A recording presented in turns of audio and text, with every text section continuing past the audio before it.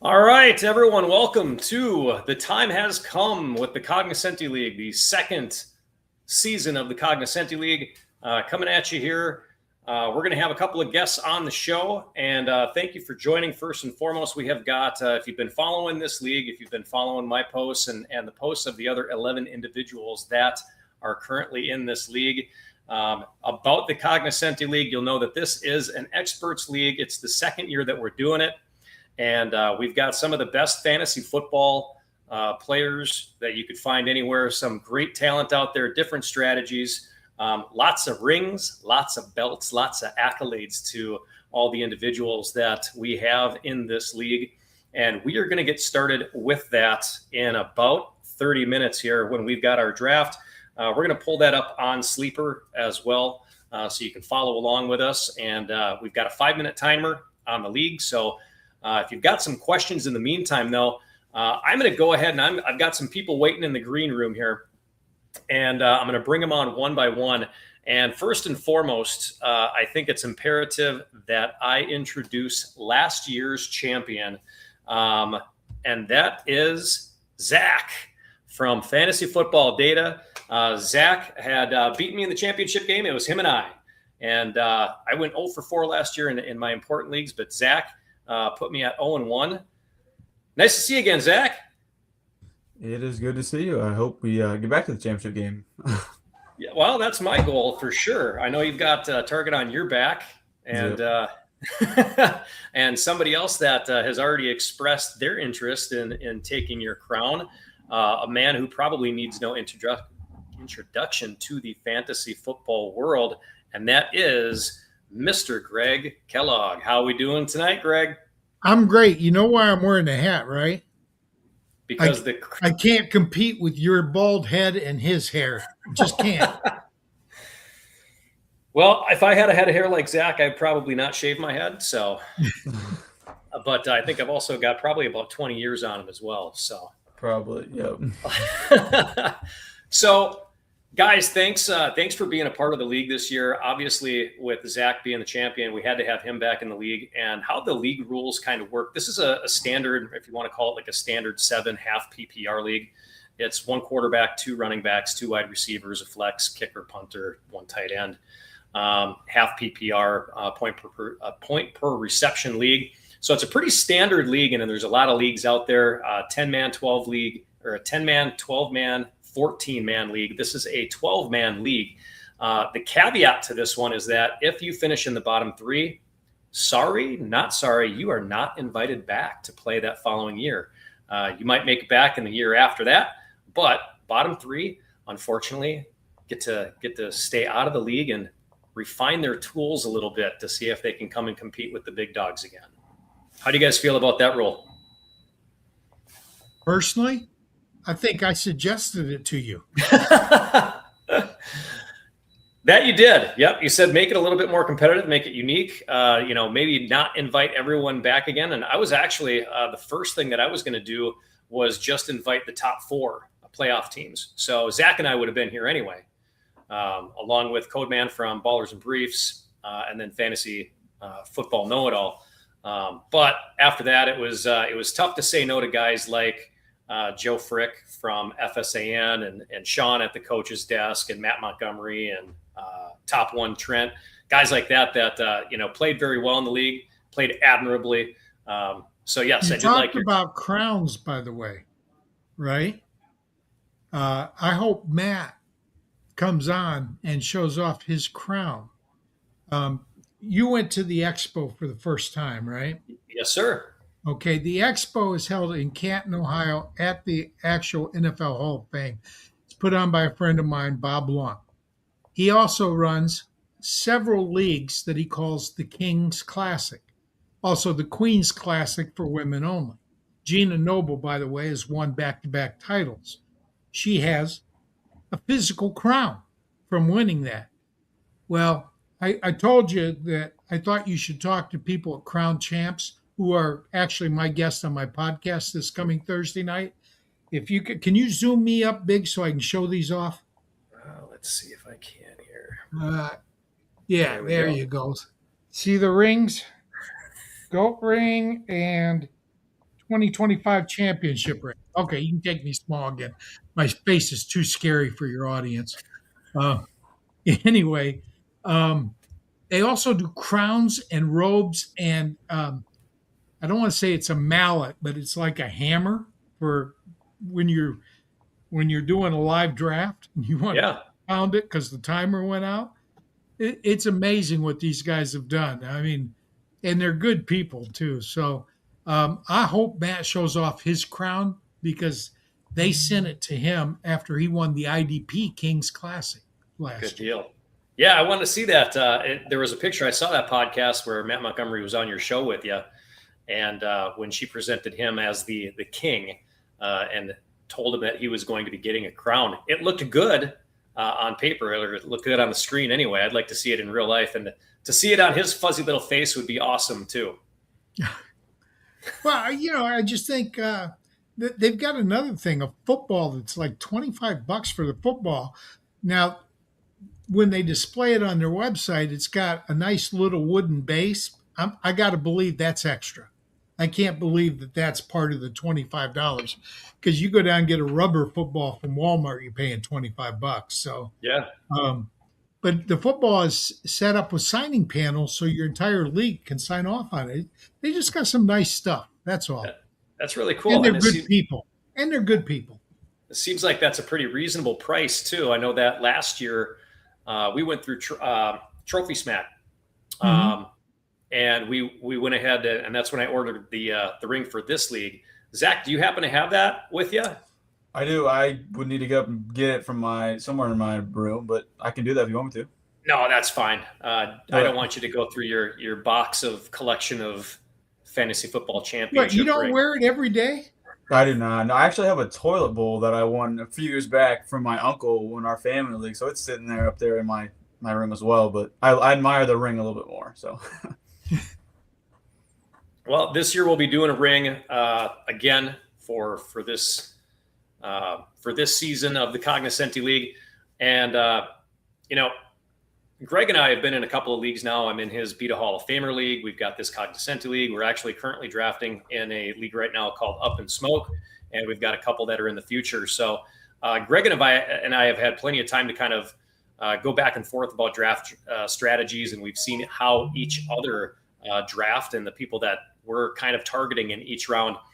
Zach, what has your experience been like so far this year? Have you done a lot of either mock drafts or have you been in a lot of leagues that have drafted so far this year?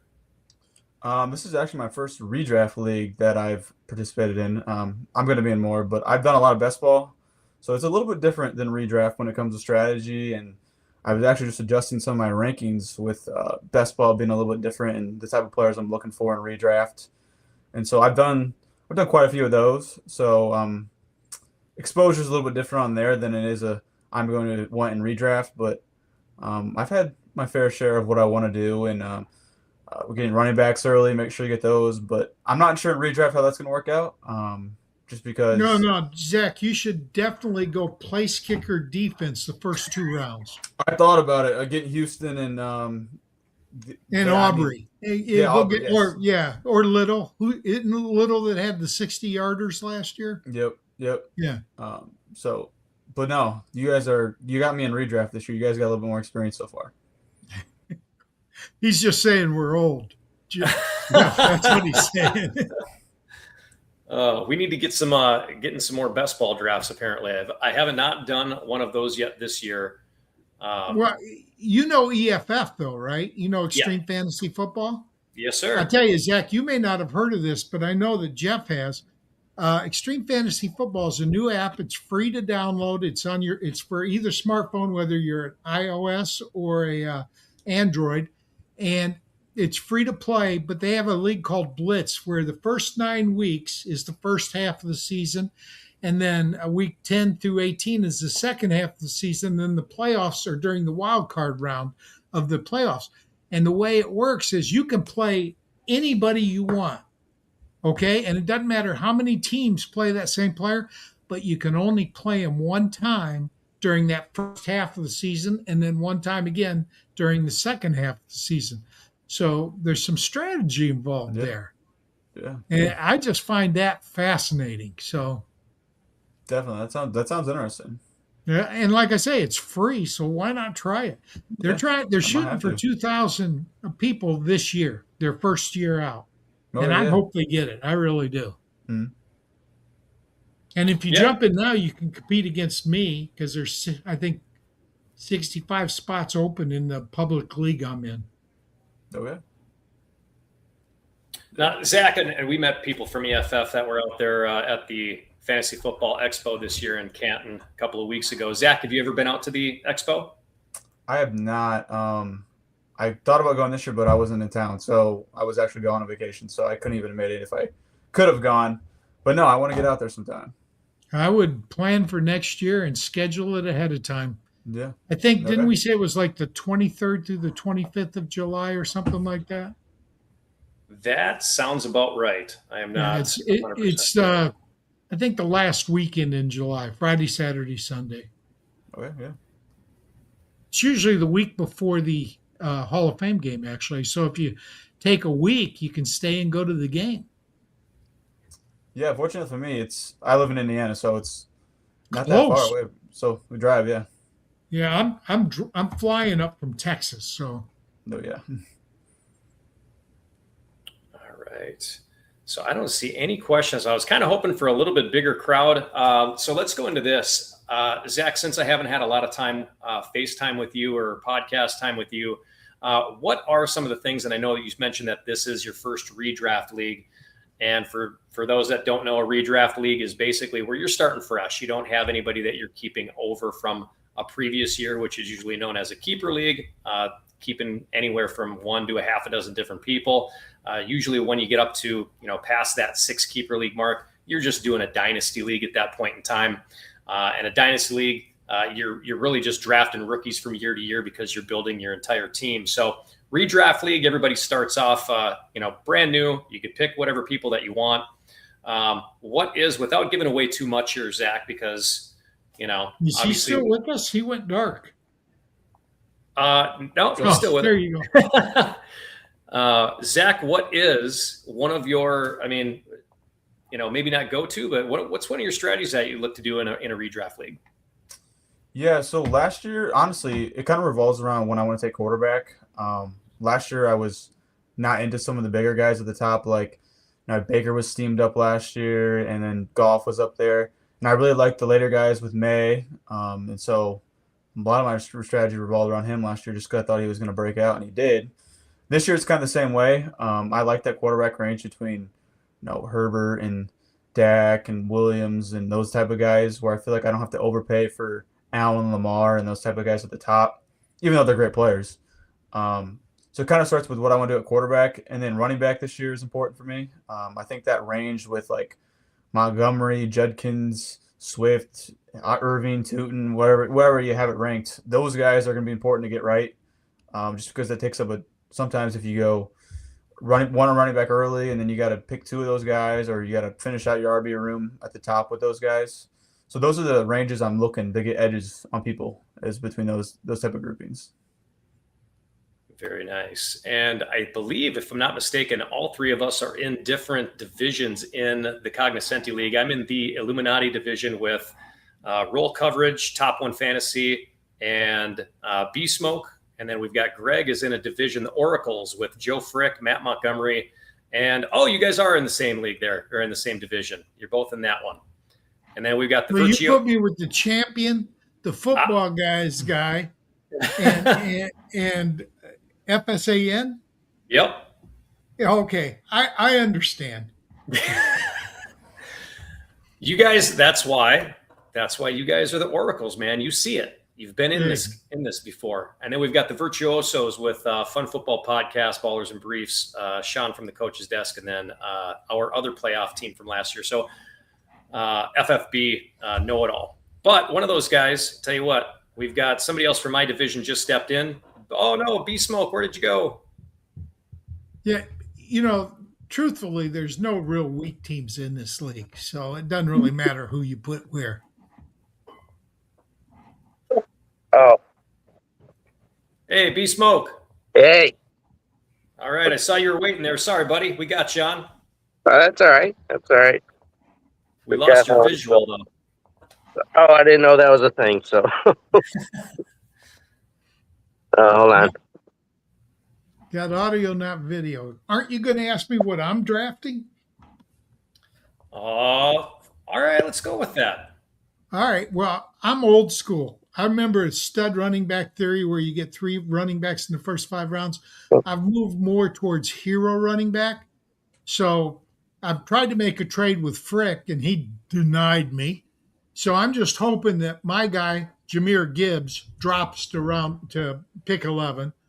And somehow I don't think that's going to happen. No, not at all. But you're going to see me take at least one running back in the first 2 picks. Absolutely. Hey, I was wondering if you could send invite for Patrick Pucci, because him and I are actually going to be running this team together. So, he's a host and I'm a co-host from our space. Absolutely, I can do that. All right, perfect. All right. So we've got the. And do you have to invite him to the league for him to join with my team on there, or because I tried adding him and it didn't add I anything. think he has to be invited to the league, and then the commissioner will have to add him as a co-owner. Okay. I believe that's how it works in Sleeper. Yeah, I'm as you see, I'm just kind of new to Sleeper here. So last year was my first year with it. So I love Sleeper. I was my fantasy league for years and years. Mm-hmm. But the MFL interface is just klutzy. It's just not as user friendly as Sleeper is. Right. I am going to have to see where that link is that I can send him the invite. We can do that. Is he going to help you with the draft too? Smoke? Because he may have to just text him if he's going to help with the draft. You may not be able to do that while the draft is going on. Yeah, I was going to see if I could quick get that in before we get started here in about 12 minutes, but I am not sure how to do that from here. Let's see. Well, it might just have to go. B-Smoke, do you need? Is he going to help you draft tonight, or is this something where we can actually figure this out after the draft is over? Did he disappear? I think he did. Shoot. Well, Patrick Pucci played in his league last year too. He had the Patrick Pucci Bowl, something I was a part of, and ended up, yep, he is gone. And that was another one where I finished. We've got a guy in the Up and Smoke League, Goat, and he ended up beating me in the championship in the Patrick Pucci Bowl last year. We got B-Smoke back. Yeah, it keeps on kicking me out. I don't know why. You're just not pretty. So was Patrick Pucci going to help you out, B-Smoke, during the draft, or is this something that we can add him after the fact? Yeah, but we can add him after the fact. I've got it. Him and I we talk. So yeah. I mean, if because I don't want the draft or anything to get messed up, if you try doing something different or whatever. Yeah. So he's just going to help me pick, and then we can add afterwards. Make sure that goes down without a. I was thinking if we can add him here though. Oh, add him into here? Oh, okay. Yeah. He wants to join a stream with us. Ah, gotcha. Oh, that's cool. So yeah, these slow drafts, man, I can't stand slow drafts. Wait, you talking about the 1 minute between picks here? No. I'm kidding. Yeah. Oh yeah. You're talking about your B-Smoke one, right? Yeah. So I did 3 this year because I did one with Sieg earlier. We drafted a couple weeks ago. And then that was like 4 hours. But yeah, it's just mind numbing. So I like. While we're waiting, I want to pitch one more thing. What's that? If you can see this book, it's the history of fantasy football or fantasy sports. Sorry, history of fantasy sports, written by Larry Schechter. I met Larry at the expo not last year, the year before. So 3 years ago, 3 expos ago. And Right. he was kind enough to autograph it for me. Nice. And if you look at this, while I was at the expo, I also got a lot of people who are actually in the book who autographed it. Nice. I don't know if you guys, well, Matt knows who I'm talking about. Matt Montgomery writes for Football Guys. And Football Guys is a website that's created by Joe Bryant and his partner, David Dodds. David Dodds started off as Mr. Football, and but is now they're all Football Guys. Mm-hmm. Well, Joe and I created the first Fantasy Football Experts League, and we were geniuses at naming. We called it the Fantasy Experts League, which got shortened to FanX. Right. And I kind of retired from fantasy football in 2016 to retire in real life and move to Thailand. When I came back from Thailand, it's when I got back involved again. Mm-hmm. But while I was gone, FanX died. It just went away.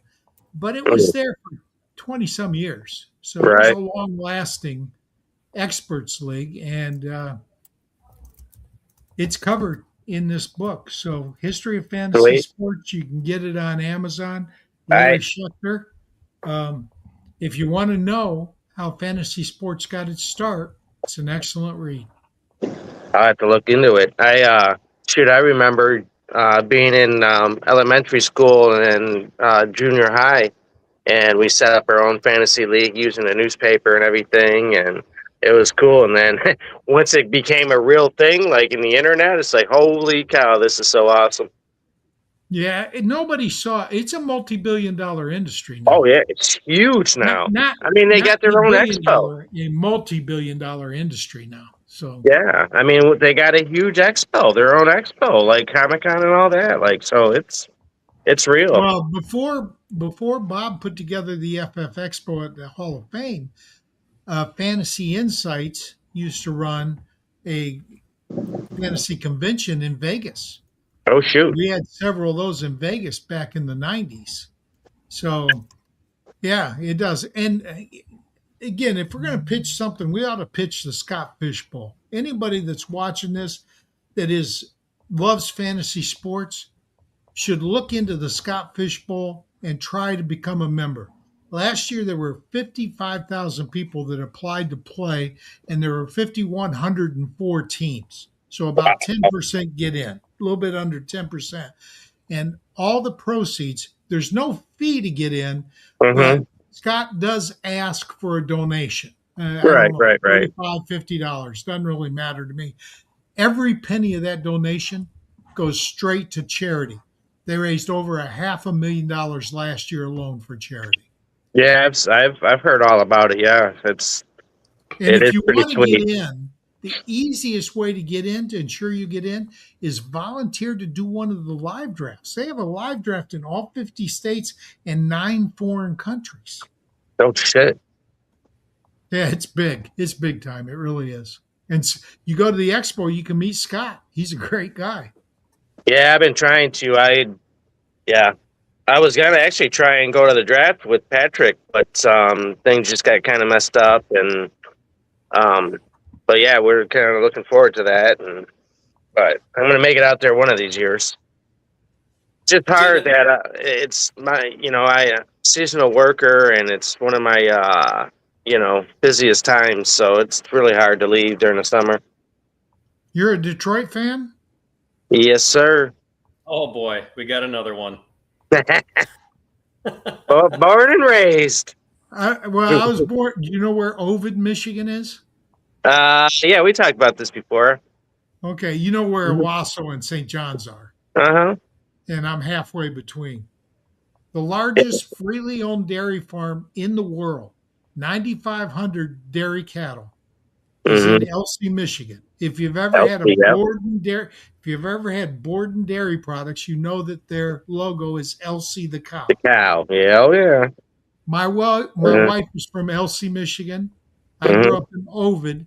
Ovid, Elsie formed one high school. Ovid's 1,200 people. Elsie's 900 people. There are 10 times as many cows in Elsie as there are people.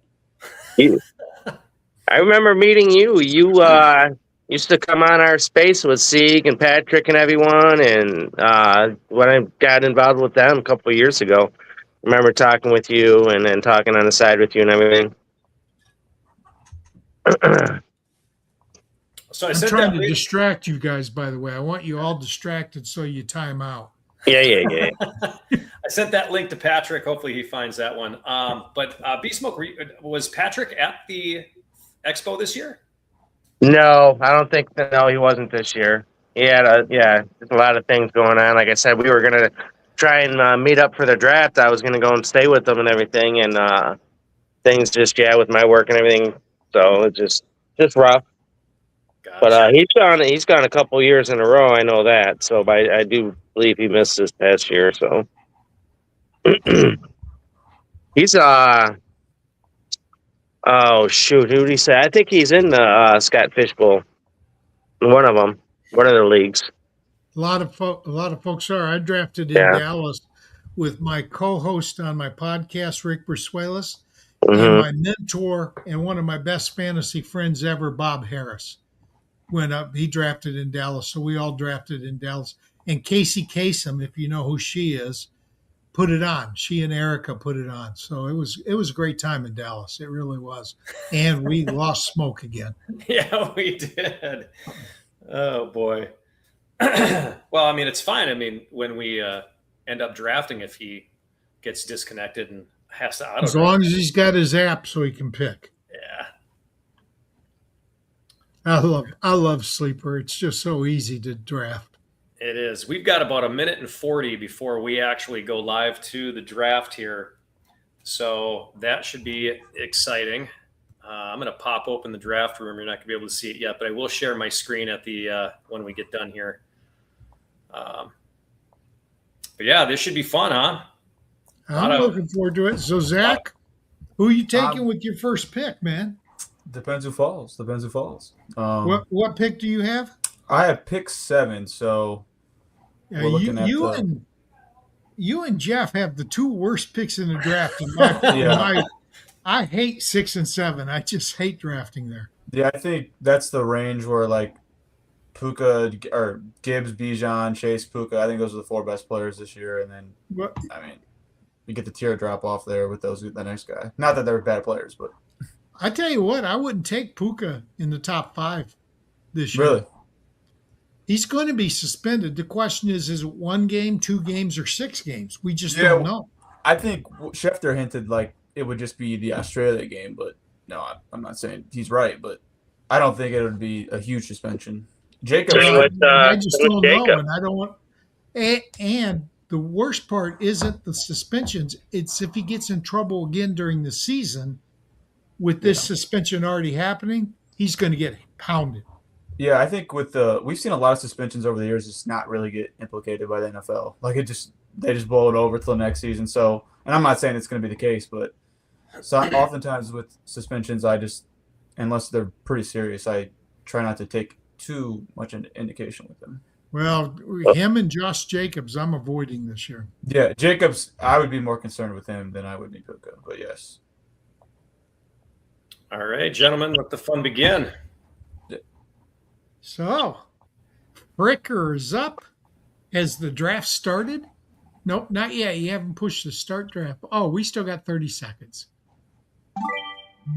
Oh, we don't have 30 seconds. Oh, look at that. Did you take my Gibbs boy? Yes, he sure did. And who's number 3? Number 3 on the clock, we've got Sean Pettinati from the coach's desk. Okay. And you said he had some things going on. Hopefully he did. So, yeah. And the way that we've got this one set up, we've got a 5-minute timer. So you see that timer every time that somebody comes up to pick. For those of you just watching that are new, or maybe you're new to Sleeper, I know that we used to do a lot of mock drafts, or not even mock drafts, but league drafts on Yahoo. And so it's been a while since we've done that. Most of the live drafts that I do from Yahoo, we don't do it online.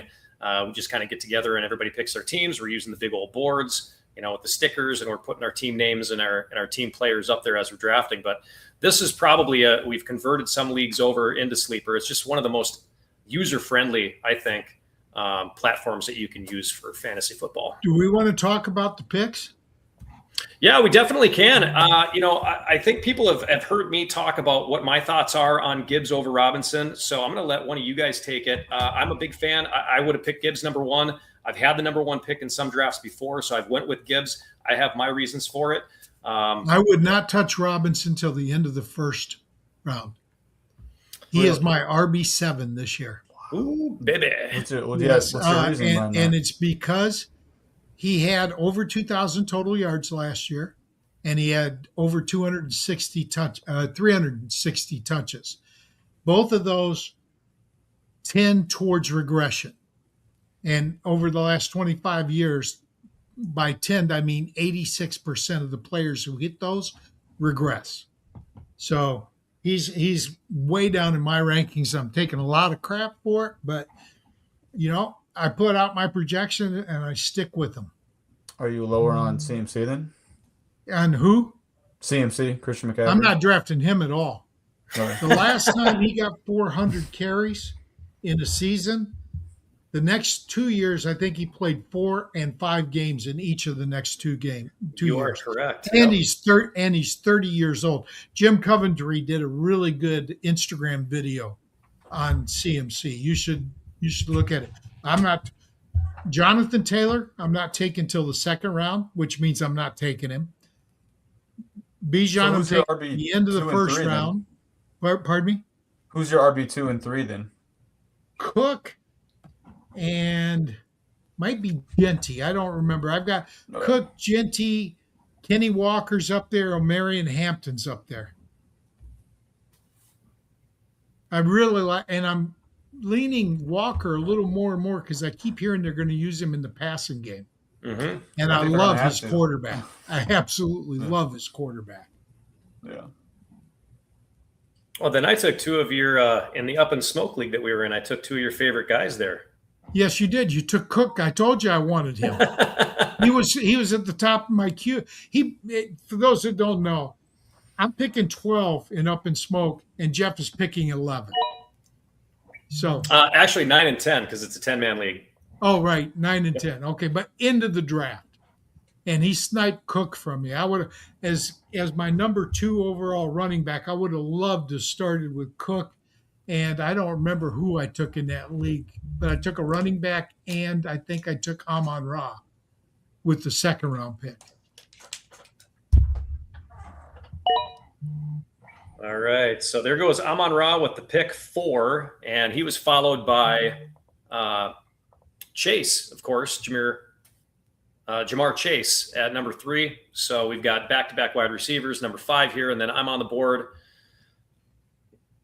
Yeah, and you were going to take Amon-Ra if he fell to you. You know what? I thought Amon-Ra was, like we talked about before, I don't like the number 6. And if everything goes how it should with the top 5 picks, at number 6, you're kind of looking at CMC. And to your point, too, looking at his last couple of times where he's, been over 370, 380, 390 touches, that next year he plays a handful of games. And San Fran has had too many injuries already. He's got tightness in his leg or in his quad, hamstring, something like that. He hasn't practiced in the last week. All of these things spell disaster for taking him. But he took this week off in practice because of an ankle. Yeah. So yeah, there's already injuries piling up all around. So I would say if top 1 Trent is on here, I'm going to guess that his pick is probably going to be Puka. Well, if Puka gets passed, are you going to take him? I'm not a fan of, there's a couple of things that I don't take when in the first 2 rounds, I want to try to eliminate as much risk as possible. So, because these are going to be your bread and butter guys. So guys that, like we talked about with CMC, if they've got injury problems, guys like Puka who possibly could be suspended. And it always seems like Puka, whenever he gets hit, they got to scrape him off the field. So you're going with the Houston Texans there then? Some people might call that a little bit of a reach, but I have maybe a little. Yeah. So no, I don't. I'm not going to say I'm not a fan of Puka. I think there was some part of last year where it just seemed like Sean McVay was trying to get that Matthew Stafford MVP. I think this year they might digress a little bit into the run game. I don't think you're going to see Matthew Stafford put up as big of numbers. I don't think you're going to see Puka put up as big of numbers. I think that whole offense becomes a little bit more run reliant, and especially if they're going to get, another piece to that defense coming back, they're just going to shut people down. They're not going to. Well, let me ask you. I'm on Ross St. Brown. You know I love him. I'm wearing his jersey, right? Mm-hmm. This is a half a point PPR, not a full PPR. Correct. Is that a bit too early for him in a half point PPR? I would say, yeah. I have Amon-Ra looking at my team. I've got him as actually wide receiver 4 at this point. And so he went number 4 overall. Well, wait a minute. As wide receiver 4, you have Chase in front of him. Yep. JSN. Yep.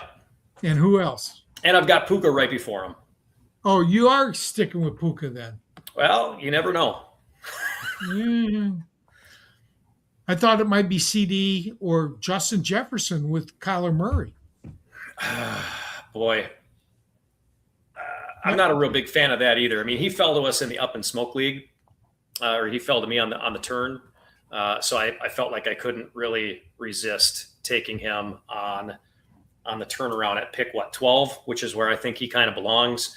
Kyler Murray, the one thing about him, he's going to get you fantasy points no matter what. I don't know if he's ever had the kind of weapons in Arizona as. Didn't he have Hopkins, DeAndre Hopkins? He did. Yep. And didn't he turn Hopkins into a superstar? Well, I've never seen him support multiple wide receivers, but I think he supported one receiver very well. He supported, was it Trey McBride that he played with? Oh, yeah. He supported McBride. And they really didn't have a solid wide receiver 1, so he went to McBride. So many touchdowns, though. So it's going to be interesting because he's got 3 really good wide receivers in Minnesota right now. Yeah. And if Hawkinson can come back from that injury, he's another year removed from it. Last year was a down year for him, I think. And Aaron Jones is a good receiver out of the backfield. Yep. He's got tools this year. If Kyler doesn't succeed this year, it's on him. Absolutely. And he's only done a 1-year deal. So how much confidence does Minnesota actually have in Kyler Murray? Well, enough to put him in over JJ. Yeah. Well, watching JJ play. JJ needs some work. I understand that. But you remember back in the day, it always took quarterbacks and wide receivers 3 years to get the game. Come on. There goes Puka. No, that's good. You don't have to make that decision. I don't have to. But now you do have to make a decision. God, I hate number 6. Yeah, you got 4 minutes.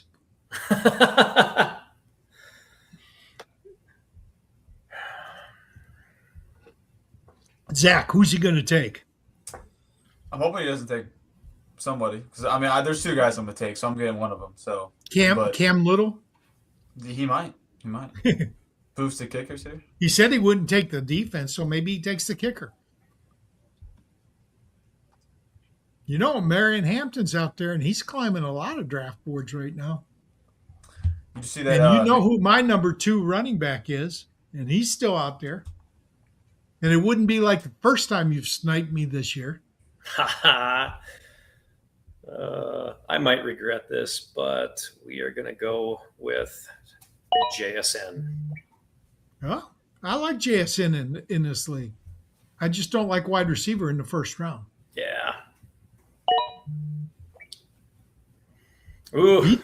Zach took CMC. Gutsy, buddy. Yeah, it's just You're not worried about him missing a bunch of games. Well, I think it's hard to project injuries year over year, but if he plays 17 games, there's a good chance he's the RB1. And then my other option was JT. He ran hot last year when Jones and the Colts had the number 1 offense, but if Jones gets hurt or their offense regresses a little bit from what it was before, that's why he's a second round pick for me. It's because if Jones is injured, not fully healthy, that's a problem. So I like actually seeing Bijan, CMC, and Taylor go off the board. Did not like seeing Cook go off the board. That was not fun for me. Yeah, I felt the same way about Jonathan Taylor. If Daniel Jones and who knows if that was an anomaly season for him, because Daniel Jones, he showed us what he couldn't do when he was with the Giants organization. But now they've got wide receiver injury problems, right? So I got a feeling that any team, and it's going to be like the Dolphins too. You're gonna go in to try to shut down these guys like Jonathan Taylor, like Devon Achane. You're going to go and shut down their best player. And I'll tell you though, I watched the first part of that Miami game. Willis looked sharp. Malik Willis looked sharp, and that offense was moving the ball. I worry because he's 188 pounds. right. But he was 188 pounds last year and got a pretty heavy workload and didn't get injured. So, but the 188 pounds does worry me a little bit about Devon.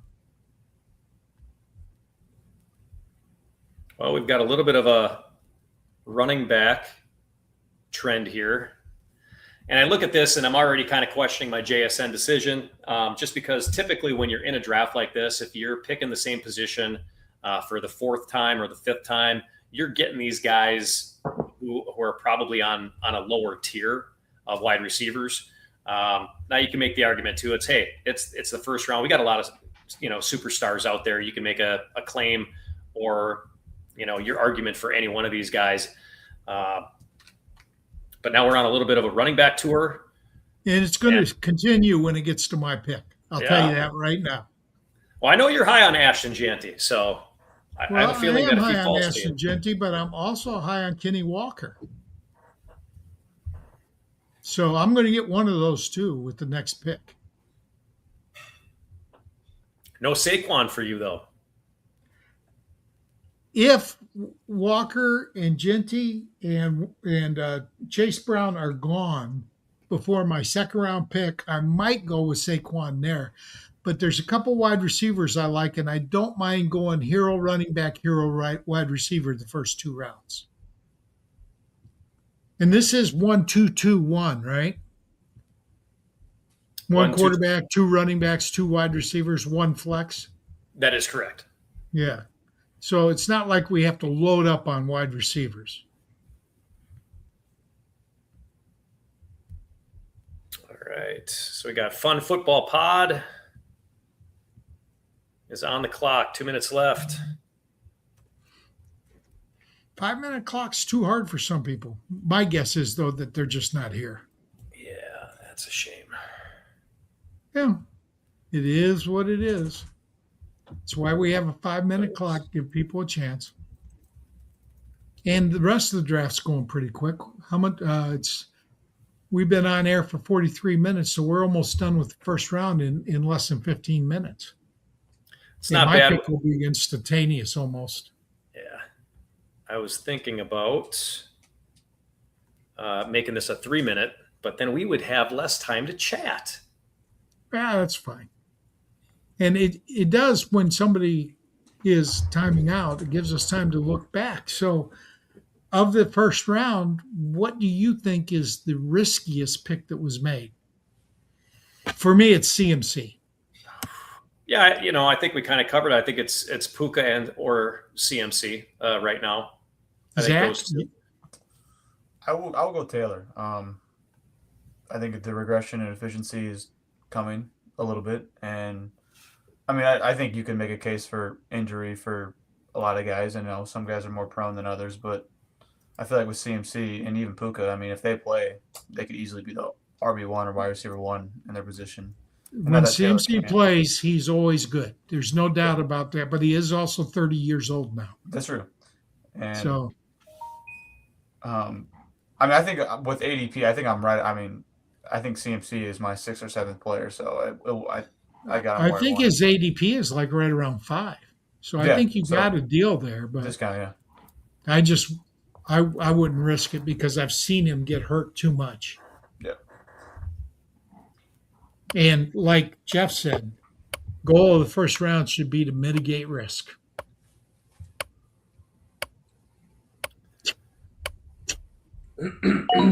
Auto pick. Ouch. CeeDee Lamb. Kenny Walker. Told you I'm high on Walker this year. Yeah. I really am. Yeah, I'm a big fan So of what do you Walker. think? Should I have taken Genty first or Walker? I just think Walker's on a better offense. No, I think you're absolutely correct. And me, I'm not a fan of Genty this year. I like Clint Kubiak's offense. I like the fact that they've got a better quarterback in there. They've got a couple of weapons. I'm not sold on him, and that's another reason why I need the proven guy in the first Well, two rounds. you're gonna get me with Genty coming back or Chase Brown, one of the two. And Chase Brown is probably the more proven. I kind of like Genty a little bit more because I did not like that offensive line against Detroit for Cincinnati. I saw Detroit's second stringers tear up that offensive line. Yeah. Yeah, I think Kubiak will help with that, with the scheme and stuff. But behind Chase Brown Phillips is very good. So he took Chase Brown. So that gives me Genty. There we go. And if he's listening to the podcast, I'm okay with it. Hey, Jeff, it's so much more fun to tell people what you're going to do and then beat them anyway. Who's the best trash talker in the history of sports? You and I discussed this before. Larry Bird. He was good. Well, he would say, I'm going to take 3 steps that way, do a crossover, pull up, and hit a 3 in front of you. And he'd do it. All right, so we got a couple of teams right now, including yourself, Greg, who have gone running back, Kenneth Walker and Ashton Genty. And then we've got Matt Montgomery, who took Cook and Achane. I like that duo. I think that's a solid one, Matt.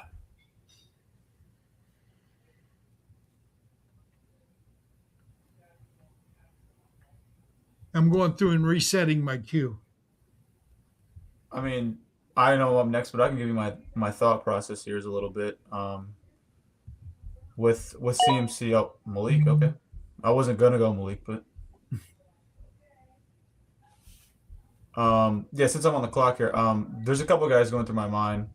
Hampton and Henry stand out. I lean Hampton over Henry just because I already have CMC and don't want 2 guys over the age of 30. I'm looking at London and AJ Brown as my top 2 receivers, but don't love them as much as Henry or Hampton. And then I like Brock Bowers. I know people are trying to project the next JSN. No better person to do it than Brock Bowers, who was in the same offense as JSN last year. Is playing with a bunch of receivers who aren't going to draw any targets. And so I'm going to select Brock Bowers, actually. Very nice.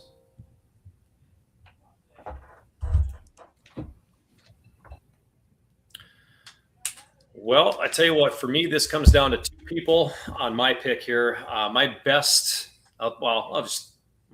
3 out of these 2. I've got 1 running back and 1 wide receiver.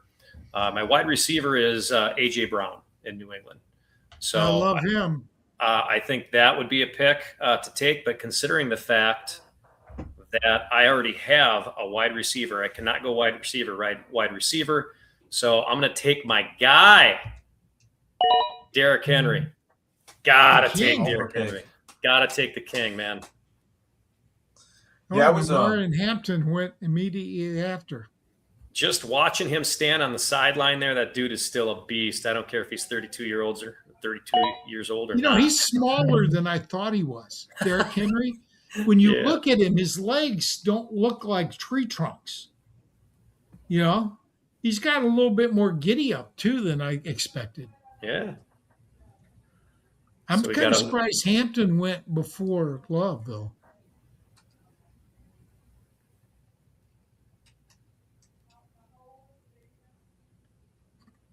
We got Love. We got Hampton. I think Love's interesting just from the fact that we've seen a couple of really high draft profile running backs like himself not produce well in rookie year. We see Bijan not do that, and then we've seen last year Genty, who was drafted really high, not produce. And they're both in bad offenses, and Love's going to a probably even worse offense than, maybe not worse, but the same as. There goes Genty AJ was. Brown. Yeah, and I think those are solid picks for Joe. I hate what he's doing already. Gibbs is obviously, I think he's the best guy that you can take. And London and Brown were actually my next two. So when I was talking about AJ before, it was Henry, AJ, and London. I just didn't want to give that one up. And he just, I think that was a solid pick on his part. Yeah. I liked AJ. I just didn't think he'd get all the way back to me. And I like those two running backs best. And since I've got both my starters at running back, I can now concentrate on the other positions.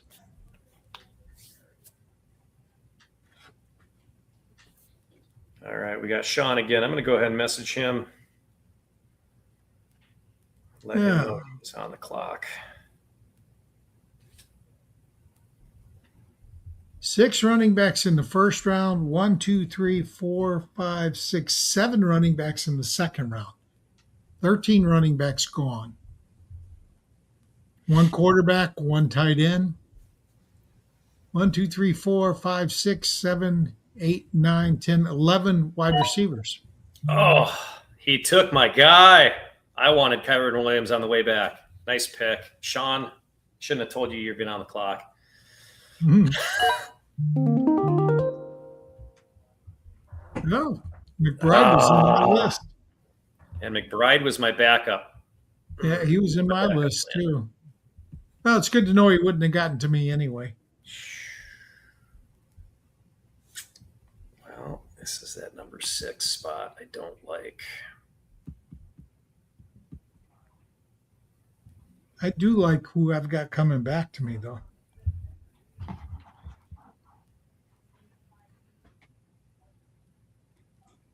And I was going to go tight end with one of my next 2 picks, but since McBride and Bowers are gone, I'm not going to reach on Colson Loveland when Odunze and Burden are going to be a huge part of that offense. So I'll just wait on tight end. So my next 2 picks are going to be wide receivers. This is a tricky one for me. I've actually got Zay Flowers toward the top of my board at this point, but I can't very well go another Raven. So I'm not going to go Zay. I'm not a fan. He's third on my list. He's third on my list right now. So he was second on mine, so I can't do that. I'm not a fan of a couple other guys. I don't want to give away my whole draft board.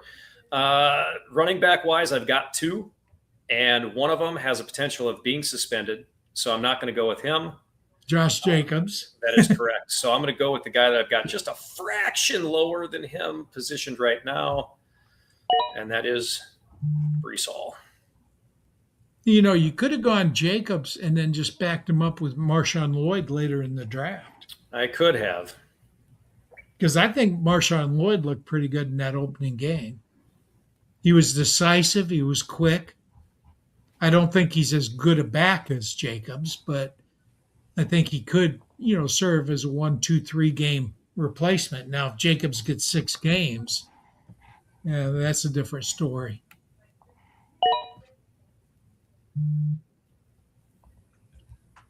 There goes Pickens.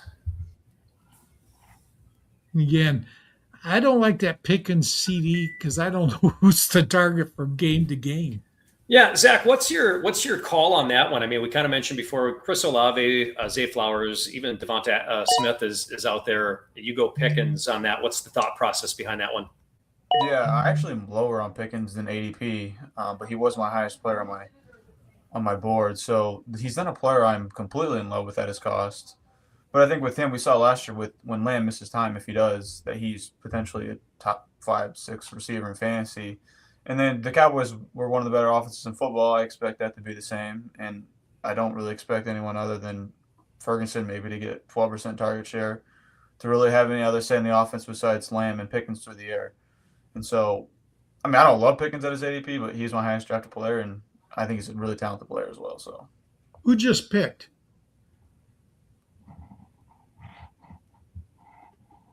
I can't read it. It's too small for me. Is that Matt Montgomery? Yep, Matt Montgomery just took Devonta Smith. I need to take out a hit on him. I wanted Devonta. I really did want Devonta. Monty, I went and got you that stupid crown, and now you're doing this to me, stealing my players, man. We got Fun Football Pod again. I think he ended up getting his pick made for him.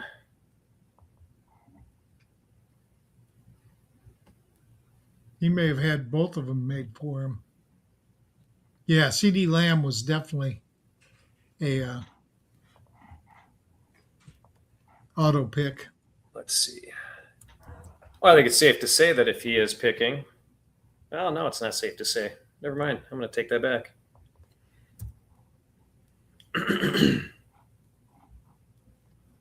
Can you tell if he's in the He is. Yeah, he's not a green light right now, but that's not to say that he's not, I guess, because I was just looking at Joe, and Joe is not green. So we've got Ballers and Briefs with Codeman. We've got Nick at Roll Coverage is on. Obviously, us three are on. B-Smoke, Matt Monty, and then Jake from Football Know-It-All. The only ones I don't see a green dot that they're here, Sean, Trent from Top One, and then we've got Isaac here from Fun Football. Well, I just hope they manage their teams, even though they're not drafting them.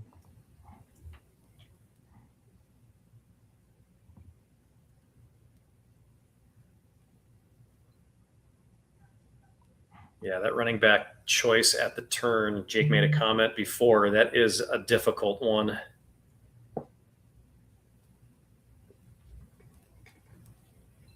Because you've got the pick of, after Greg takes Kenneth Walker, you've got your pick of, boy, which running back that kind of, tier 2.5, tier 3, I guess. Brown, Janty, Barkley, Achane.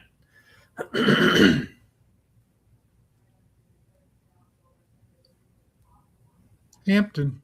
I had actually had Hampton higher. Love.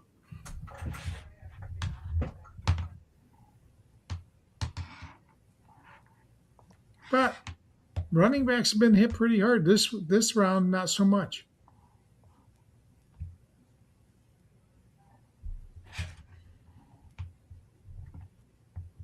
All right. So he's about to draft Tet McMillan. You think so? That's the number one on my player list, so I'm guessing.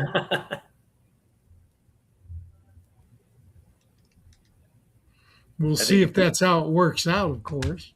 Yeah, if it's going off ADP, if he didn't set anything up for himself in the queue, it looks like he might be going Josh Jacobs.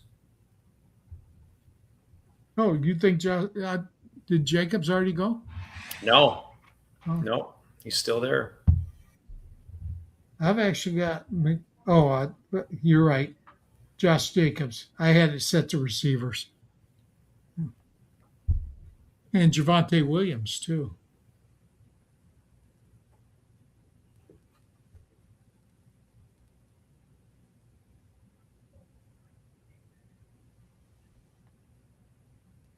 Boy, we almost should have went 3 minutes. Dang. Or after a person auto picks, you ought to set them to auto pick. I don't know if you can do that, but if you could, he got that back would in the be draft for his second pick, and then he didn't for his first one.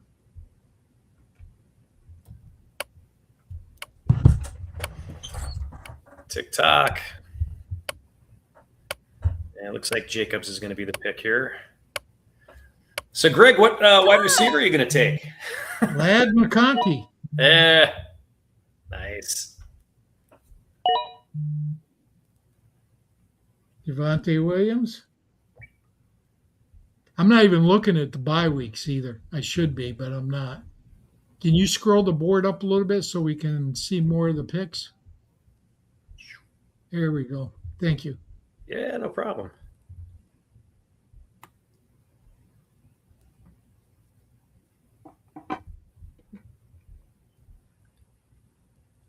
And I got 3 wide receivers lined up, and I'm taking Zay. Mika Mbuka, Flowers off the board. I think you got to steal with Zay on that one. Yeah, I like it. I'm liking my roster so far.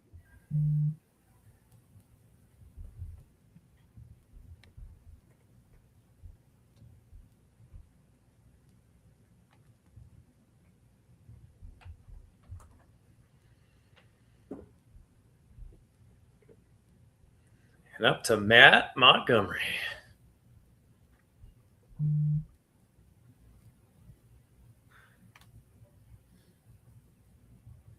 Whoa, I must have had a little bit of a delay there because I just got 3 picks all in a row here. You did? Yep. So I'm not sure how that works, but I see that Loveland was taken. I see that Tyler Warren was taken. I'm not seeing that on the board. Oh, really? Then there's a delay kind of all over. Oh, the no, place. I did. Loveland was taken. Yeah, I see Loveland, I see Warren, Garrett and Wilson is taken. Wilson. Garrett Wilson was in my list, too.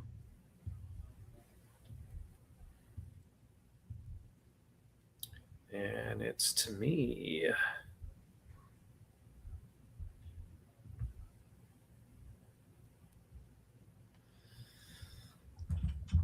Wow.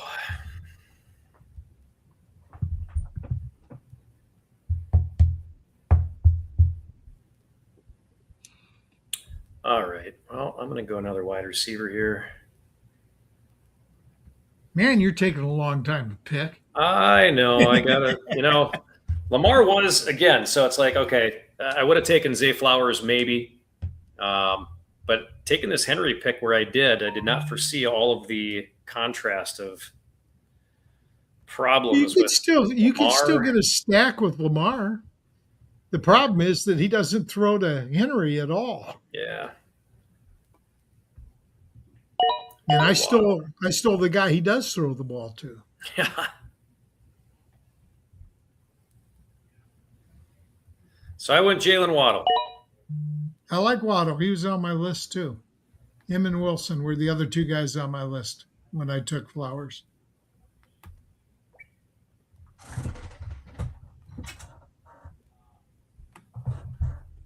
Zach, who did you take? I took Garrett Wilson there. Yeah, I like that pick. I do. Did you watch the preseason game? Which one? The Jets? This weekend, yeah. Yeah, I watched some of it. I was out of the house when it was on, but I came back and watched some of the highlights from it. Wilson was open even when he was covered. Yeah, I've been seeing reports out of training camp that Gino's been going to him a lot. I feel like that's been the case the last 4 training camps with Wilson, but well, I think that Jets team is going to be better than people expect, but I still only expect about 5 wins. yeah, my concern with them is Frank Wright as their OC. I don't think he's a very good OC, and so and then I don't know. I mean, I expect we see Kate Klubnik sometime this year. With just I expect they'll be picking. What is see what he looks like. Look who it is. Oh, you're looking at the future champ, boys. Hey, That's what's going Matt, on. Did you get the crown, baby? I have not gotten the crown yet. No, but I don't know if you can see in the background. Don't you worry. I will always be displaying the belt. Okay. But you Gonna stole maximize Matt there. You Look stole at that my belt. pick last round. Hold on. I gotta figure that out. Yeah. What's up, boys? How you liking your draft so far? Oh, Well, I hate that you took Cook. I was pumped when you said that. I was pumped. Yeah. Zach, I don't know if we've ever met, man. Nice to meet you. Who's that? Nice to meet you. Sorry, I just came in here and started sucking the oxygen out of the room. That's not my vibe. I promise. Well, you've sniped 2 of my players. Devonta Smith was another one I was high on. Dude, I think he's got serious upside this year, especially. I mean, he was a great player as a number 2. With AJ. Yeah. Yeah. yeah. I already gave you kudos, Matt. I liked how your first couple of picks went there with Cook and Achane. I think that was a great combo of dual running backs. And then, To be fair to Greg here, I wanted Genty.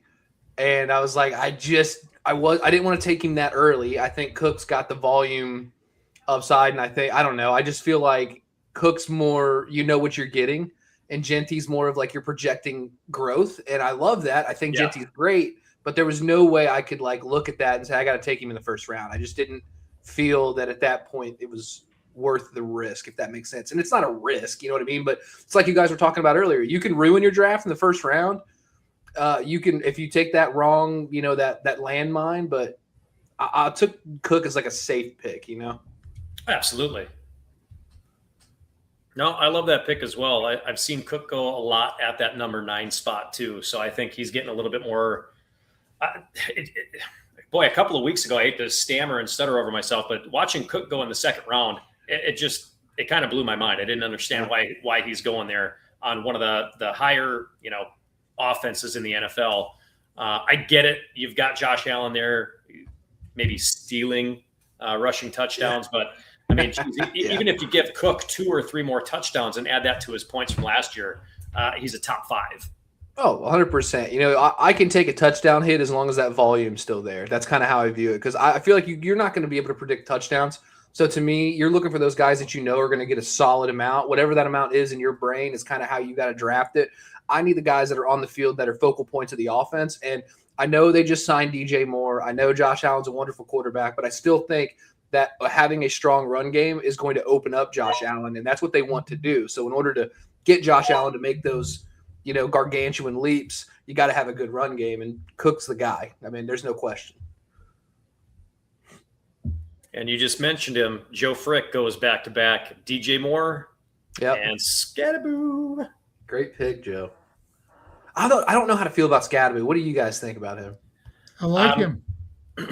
That's okay. Why do you like him? Because I'm going to go opposite, not to just go opposite. Why do I like him? Look at what he did before he went down with injury last year. He catches the ball. He's a strong runner. I would say he's got more wiggle than people know.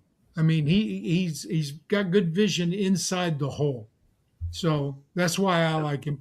And the coaching staff in New York, I love the Harbaugh family. I think both those guys, John and Jim, are both great coaches.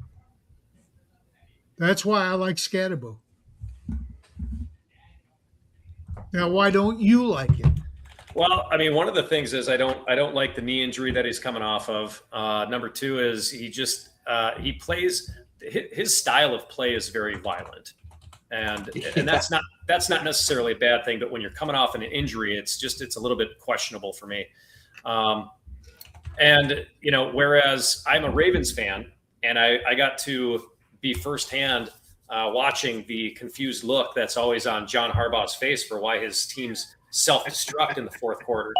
I'm not a fan. You look at what he did to Derrick Henry last year. Hey, we're up. Let's take him out of the third quarter. It's like, why? Why would you even bother to do that? I just don't think he's going to get the volume. Damn. One of your negatives is because he plays violent, and you took Derrick Henry. Ooh, touche. That's fair. I'm kind of hot and cold with him because I do think that the violent play is a good thing. I just don't think that often. I like Jackson Dart. I think he was awesome in the preseason game. You can only take that with a grain of salt. I just don't quite know how to feel about that offense right now. And so I'm almost like it's all kind of just landmines for me. We all know that Malik Neighbors has the potential to be one of the best players in the league, but has anybody who took the risk on him? Second round, so he went 2-5, so he's the 17th player off the board. I mean, last year, would you think he was the 17th player? Do you think people were starting to kind of bring him down a little bit, whether it's injury concern, whether it's no trust in what the offense is doing? I think everybody is I like the Harbaughs. I think it's a wonderful point. Love the Harbaughs. Either one of them. Their teams are always successful. It doesn't matter. Their defense is going to be better this year, which will give their offense more touches. And I love the Likely addition. I think Isaiah Likely helps that team a lot. Especially coming in with Harbaugh. Yes. Who's their offensive coordinator? No idea. Matt Nagy. I don't know. Is it Nagy? Yeah, my concern with the Giants is with Matt Nagy. We saw with Mahomes when we went to KC. Mahomes had his three worst years in yards per attempt and fantasy points per game. And not to say that Mahomes and Dart are comparable, but my concern is with Matt Nagy. And I like Scattaboo, but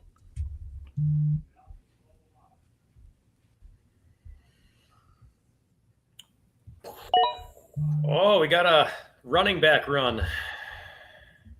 Thank God I got 2 already. Well, I had Montgomery on my list too. Oh well. Jeff, did you like Montgomery over Judkins, Irving, and Scadaboo. I did. Matt, Yeah. you? Hold on just a second. I'm picking. I got to lock in. Uh, I can't be like- dealing with your nonsense right now, Greg. Come on. I got to make a winning pick I here. told these guys my job is to distract you guys. It's working, dude. I did. I liked Montgomery over Scadaboo because we saw what Montgomery could do it with Detroit last year, and he's an RB. He seems to be going as an RB2 with RB1 upside. So now I'm going to get him as an RB3 with RB1 upside. I think he's going to get more of the carries down there in Houston. I'm not sure what the heck is going on with CJ Stroud and that offense. But I like his style of play. I think he can have 300 touches. Woody Marks is great. But out of those guys, Quinshon Judkins, man, that offense is a mess. We don't even know who's going to be the quarterback. And either way that you go with it, flip a coin, they're both terrible. Montgomery was the best one there. That, in my opinion, anyway, out of the last couple of running backs that went. Yeah, I did a quick, we're doing a thing called My Guy at the TSA, which is shorts on players we like. And I did one on David Montgomery. His last 2 years in Chicago, he averaged, I think, 38 receptions per year. He only got one touchdown, but 300 yards. His total yards was like 1,300 yards the last 2 years in Chicago. So I see that as a baseline. He's going to get over 1,000 total yards. He's going to get 30 to 40 receptions. And I think he's going to get 9 or 10 touchdowns. So getting him at this point in the draft, I think is a great value. Love that Kraft pick. Yeah, I was torn between Kraft and Laporta. So he just made the decision for me.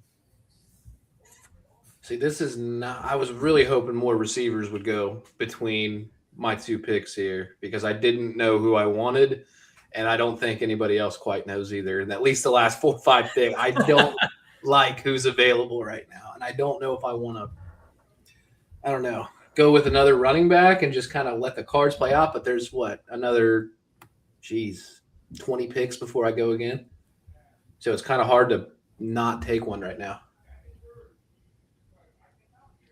Because I do think after 20 picks, it's going to be significantly thinner. I don't think 20 receivers go, but I do think that it's going to get pretty ugly pretty quick. Yeah, it's already pretty ugly. I'm looking at the running back list now.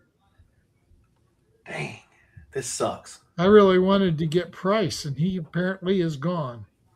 He is gone. You can thank B Smoke for that one. Smoke, thank you very much.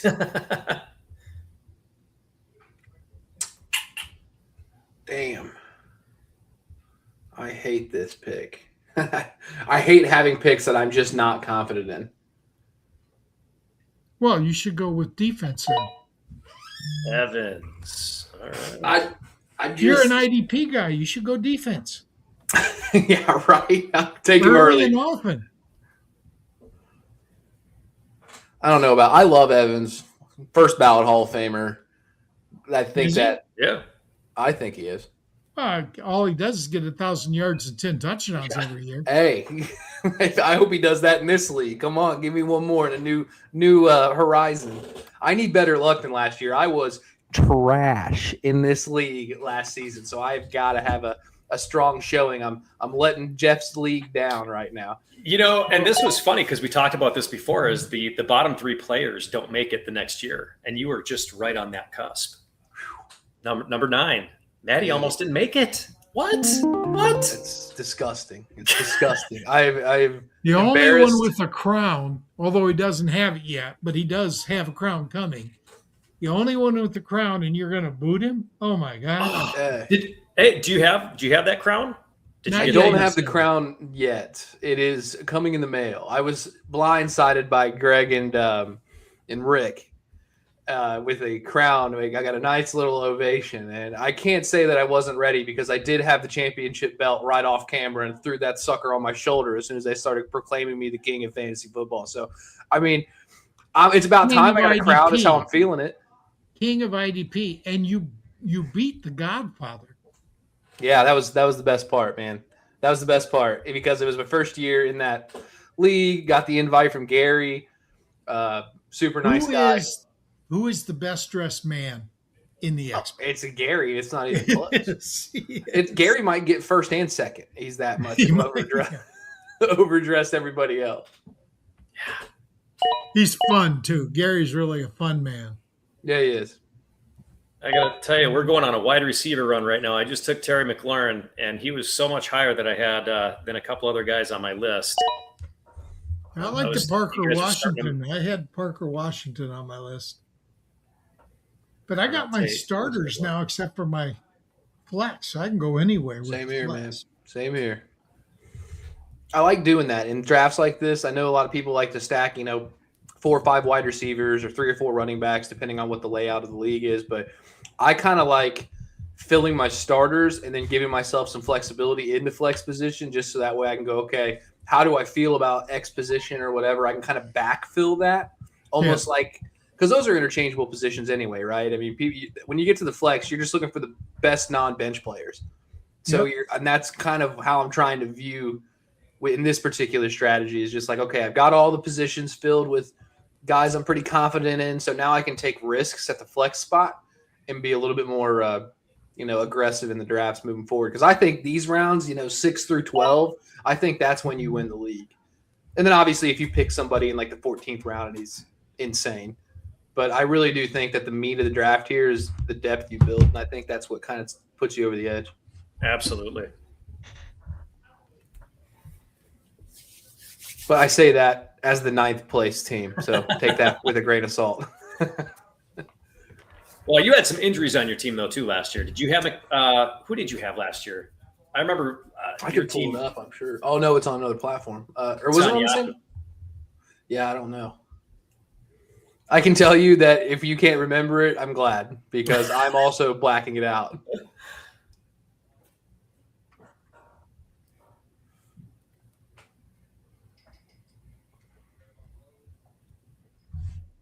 Hey, Matt, thanks for letting me know that you were on as well because on StreamYard, it's like you came up at the very bottom and it almost cuts it off at the bottom. So I would have never seen you.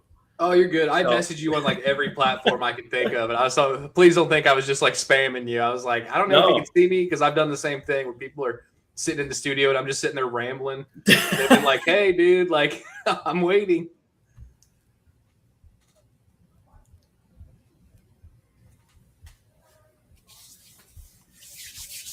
Waiting on Joe again. Jeez. Bro, I'm disappointed that we have 2 people auto picking. What in the world is this?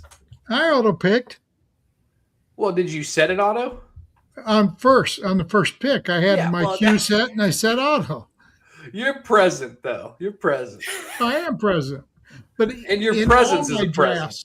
In all my drafts, even the slow clock ones, Yeah. I set a cue. Yep. And then I turn it on auto so people aren't waiting for me. Yep. It's etiquette. Now, man.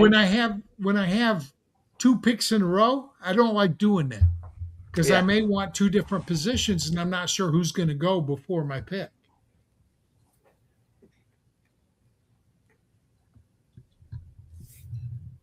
I have to say, don't tell Give him I him the said this, Miami but I'm digging Dolphins Joe's defense. team. Sorry? Give Frick the Dolphins defense. There's got to be a penalty for not being here, right? Oof. Oh, gosh, maybe that's something we need to talk about. Half a minute. He may still be here. He's only used 30 seconds. I wonder if we should have some kind of a penalty for the 9th place finisher. Oh, that's like the league loser. Yeah, because you're in it still, but you were last. Right. Yeah, toilet bowl trophy. Or you guys know Mace Riney? Yep. Yes. Okay, so Mace posted something where in one of his personal leagues, he finished last apparently and had to sing the national anthem on camera. I can't sing, but Mace made me want to sing because I'm better than he is and I suck. I've never felt more patriotic than when I was listening to Mace. Oh, you heard him sing it? Yeah, that was funny, wasn't it? It was hilarious. No, that is a great toilet bowl punishment. And kudos to him. He took it serious. He didn't just do the whole, okay, I got to do this, so I'm going to start singing. Yeah, he learned the lyrics and everything. He put it in. He put effort into it, man. That's what it's all about. Yeah, he was enthusiastic. I'll give him that. Top one, Trent, I really wish that you were here because I think that was an auto pick for Jaden Daniels, and I was really looking to put him with McLaurin on my last pick. I also would like to point out the irony that it was the 5th pick of the 7th round. I don't know if you guys are seeing the nonsense. That's Number 5 with him. That's actually hilarious. That's can't script it. Okay, you got to explain that to me. I don't get that. 5th pick of the 7th round. What does that mean? So I don't know. He's like in a legal dispute or something over his name, image, likeness for LSU because they, I guess, are letting people wear number 5. And so now you have these big companies that are like making a joke about it as well. About He's how not like at LSU anymore. Why does he care? that should tell you all you need to know about his prospects, in my opinion. But I think he's upset 'cause About they his granted attitude, for Burrow sure. the same thing with 9. I And mean, so What's they, that? so LSU won't let anyone, or I don't think they had like a rule or anything set, but no one's wore 9 since Burrow's left, and I think he thought they'd do the same thing with him with 5, and they didn't. So he's But a upset about school that. can retire a number. A Yeah. team can retire a number.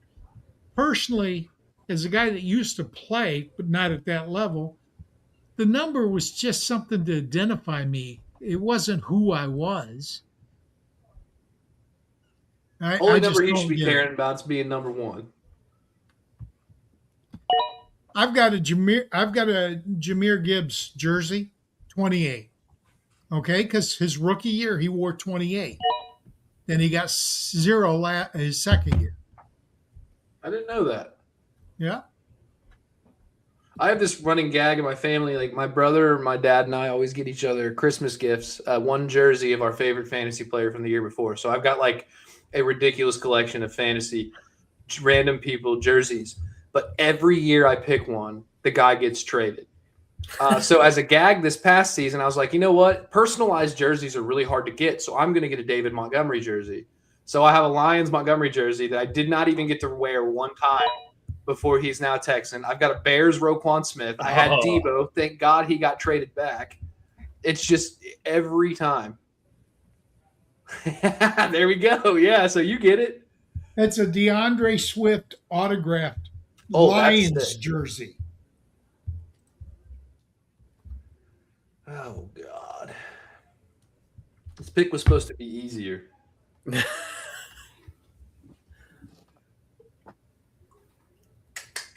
This one's not autographed, but JMO. I love JMO. I just don't know what to think about him. Well, I think he's getting better, and he's had 1,000 yards the last 2 seasons, I think. And that's with Amon-Ra there. So I don't know what to think of Tesla. Yeah. I mean, he just looked like he wasn't interested in that last game. No, he did not. Oh, let's see.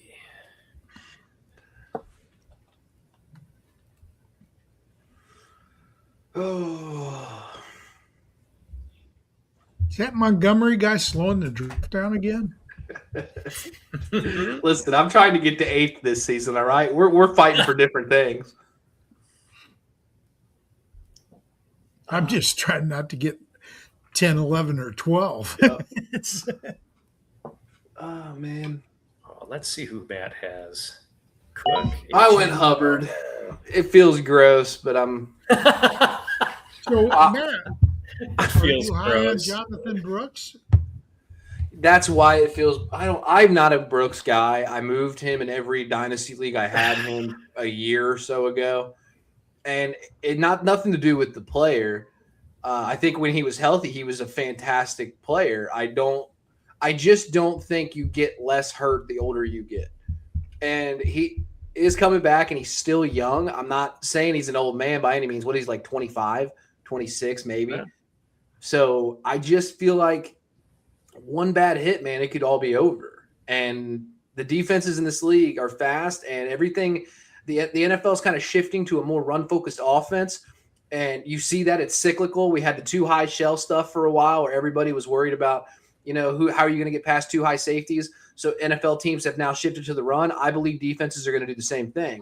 And if they're going to start focal point the run, I just feel like there's more opportunity there for injury. And Chuba Hubbard's been successful. So why bet against that? Jim Coventry said no running back in NFL history has ever come back from 2 ACLs on the same knee. Wow. I trust Jim. I do. Yeah, I did not know that. Thank God I picked the right one. Did AP have it on 2 different knees? I thought he tore his ACL twice. Or am I mistaken? Probably on different knees then, because Coventry said no back has ever come back from 2 on the same knee. And there's an outlier in every data set. Let's be real. I think Adrian Peterson's just one of them ones. He's definitely special.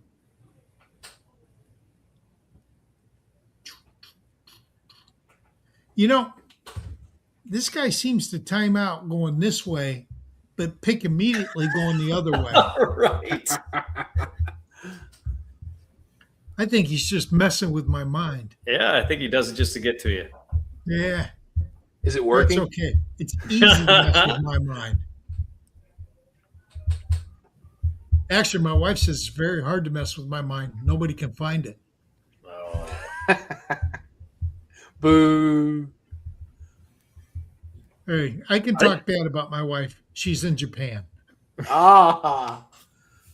She comes back on Tuesday or Wednesday. I tell you, the best money my wife ever spent. We went to Japan to visit my daughter, and she bought a toilet seat that's got a bidet, and it's a heated seat, and it automatically opens and closes. Best $300 she ever spent. That bidet is nice. It's really nice. Oh, yeah. And for those that don't know, you provincial people, a bidet is where they squirt water up your butt. And if it's heated, it feels really good.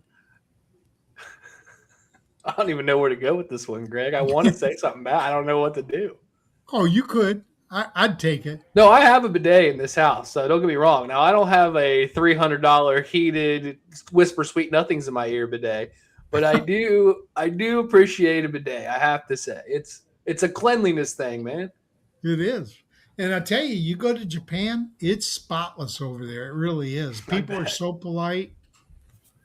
Although my favorite overseas destination is the Philippines. I love the Philippines. Never been overseas, man. I guess, I don't know. Do you count Jamaica as I crossed the ocean? Yeah. I didn't go over anywhere. Well, Jamaica is a foreign country, so yeah. I've been to 43 countries. I've lived in 5. I've been to 44 states and lived in 10. Wow. And I'm done now. I'm just outside of Austin, Texas, and I'm not moving again. Now I will travel, but I won't move. I was going to say, I just saw you recently in Canton, didn't I? Yeah, for the expo. Yeah, I'll travel. I drove up to Dallas for the Scott Fish Bowl this year, too. Nice. I was in the Cincy Live. I was in the Cincy Live Scott Fish. Yeah, Bob Harris was drafting in Dallas, and he and I go way back. So nice. Bob's a great dude. And Rick Versuelas, my co-host on the podcast, he ran the Houston one, and then he drove up to take part in the Dallas one. Wow. So and they both just happened to be in the same division I was in. Isn't it funny how that works, huh? Oh, yeah, but it's fun.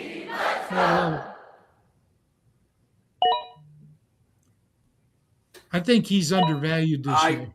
I don't agree, Greg, man. He's another one of those guys that I just don't try. It's a lot like the Jonathan Brooks thing. I think he's a fantastic player, but are you really going to get the volume out of him?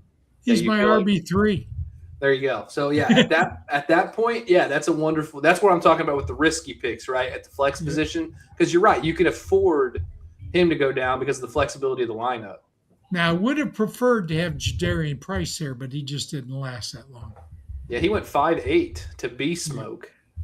Yep.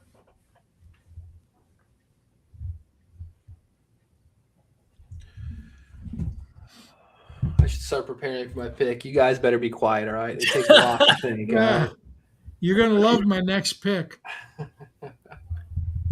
Is So it I was defense? mistaken on Adrian Peterson. He only tore it one time. He tore his ACL and his MCL in his left knee. But Codeman from Ballers and Briefs had actually brought up two different guys. Frank Gore tore both in college, and then Willis McGahee tore one in college and then one in the NFL.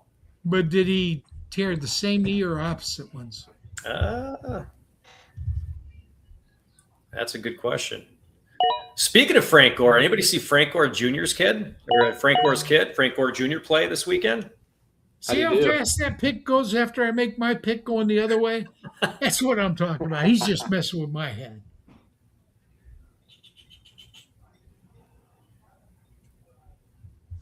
Jordan Tyson. Yeah, I overdrafted Josh Downs, but I really like him this year. I had Jalen Reed, too. He was my other option for that pick. I don't like their receivers. I feel like Green Bay has just got a room full of wide receiver twos. But Yeah.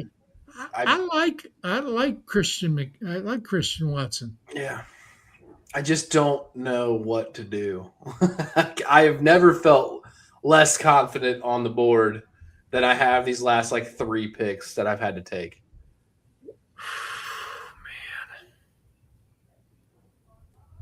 How many rounds are we going in this thing? 16. This is the halfway point. Oh, cool.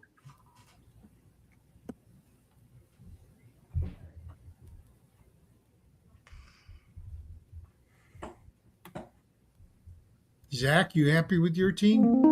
I've been sniped the last several rounds by this auto draft team here after you.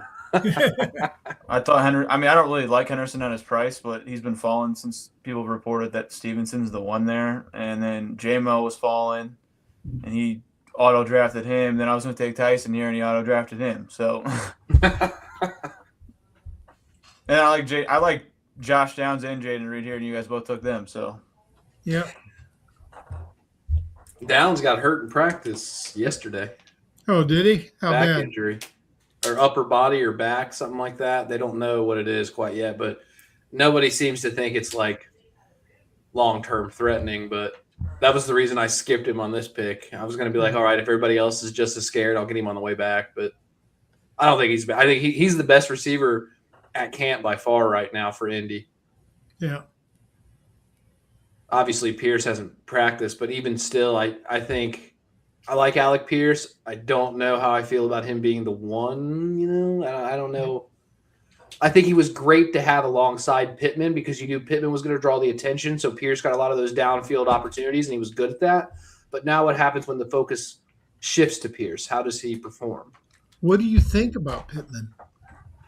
Don't like him. Never really did like him. And I think that I'm not sure if you ever saw like that USC team that he was on was him, Amon-Ra, and I forget the other one. Another huge team, and that USC team won like 6 games. So I think London was there as was it freshman. London?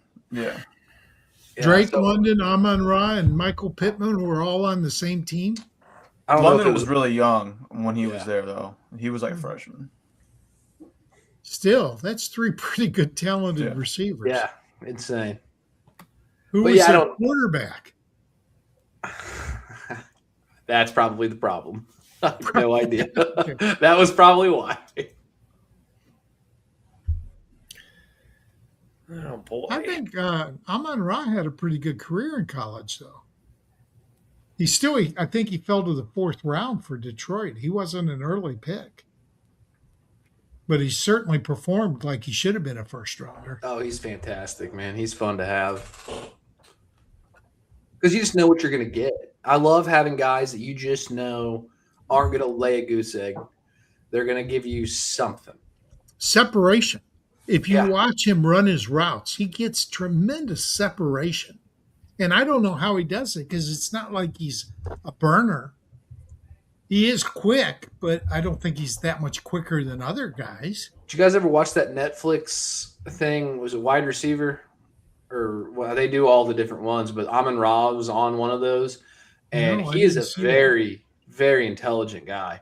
And I like having guys that are both athletic and then they can think the game too, because he's not going to do, okay, my coach wants me to run 5 yards here and then make the cut on my route. He's going to read his defender and make a play in the game. And I think you see it translate in fantasy because he's just, like you said, he always seems to be open. And I just flat out. Jared Goff finds him. Yep.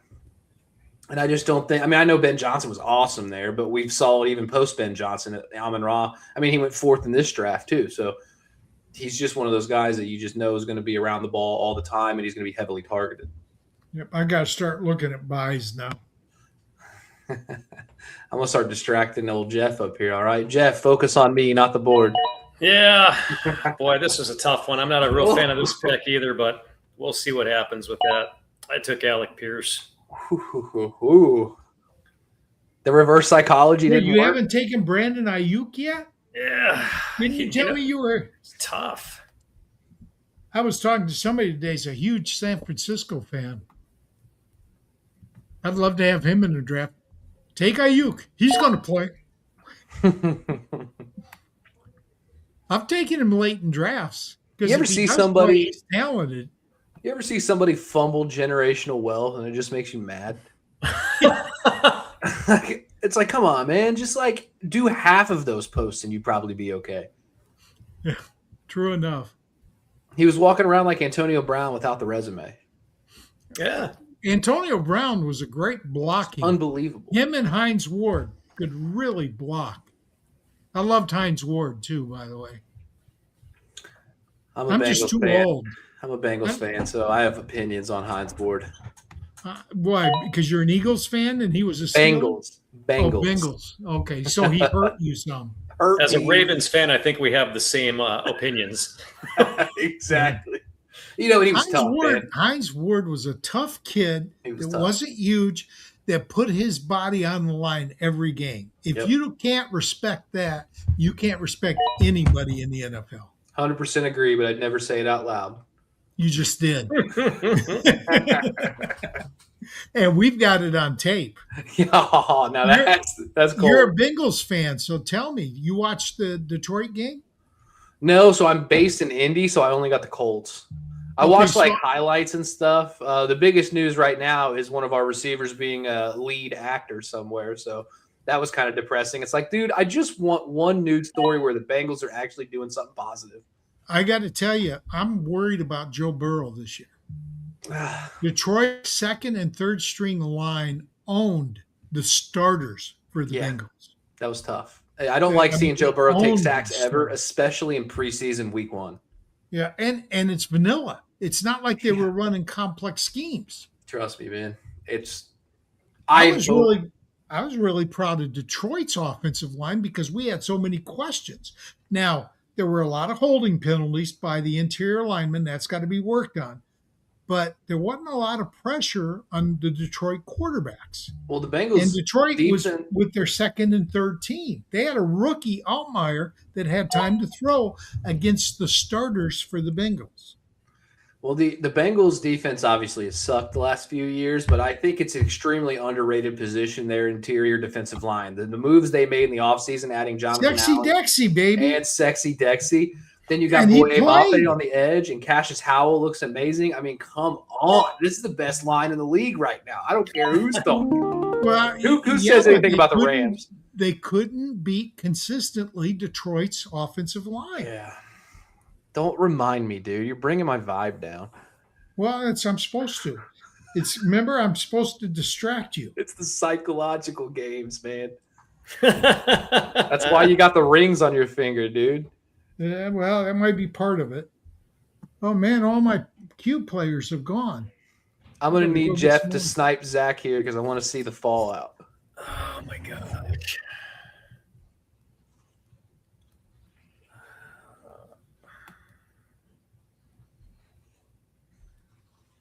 Aaron Jones, huh? That's an interesting one. Mason and Jones going two of the 3 picks there is probably the smart thing to do. I'm covering Minnesota right now for FootballGuys training camp, and I had Mason in my queue. Mason, right. There's no running back one there right now. It's like 1A, 1B, and it changes Yeah. by the practice. But Mason's looked really good, but Jones hasn't looked bad.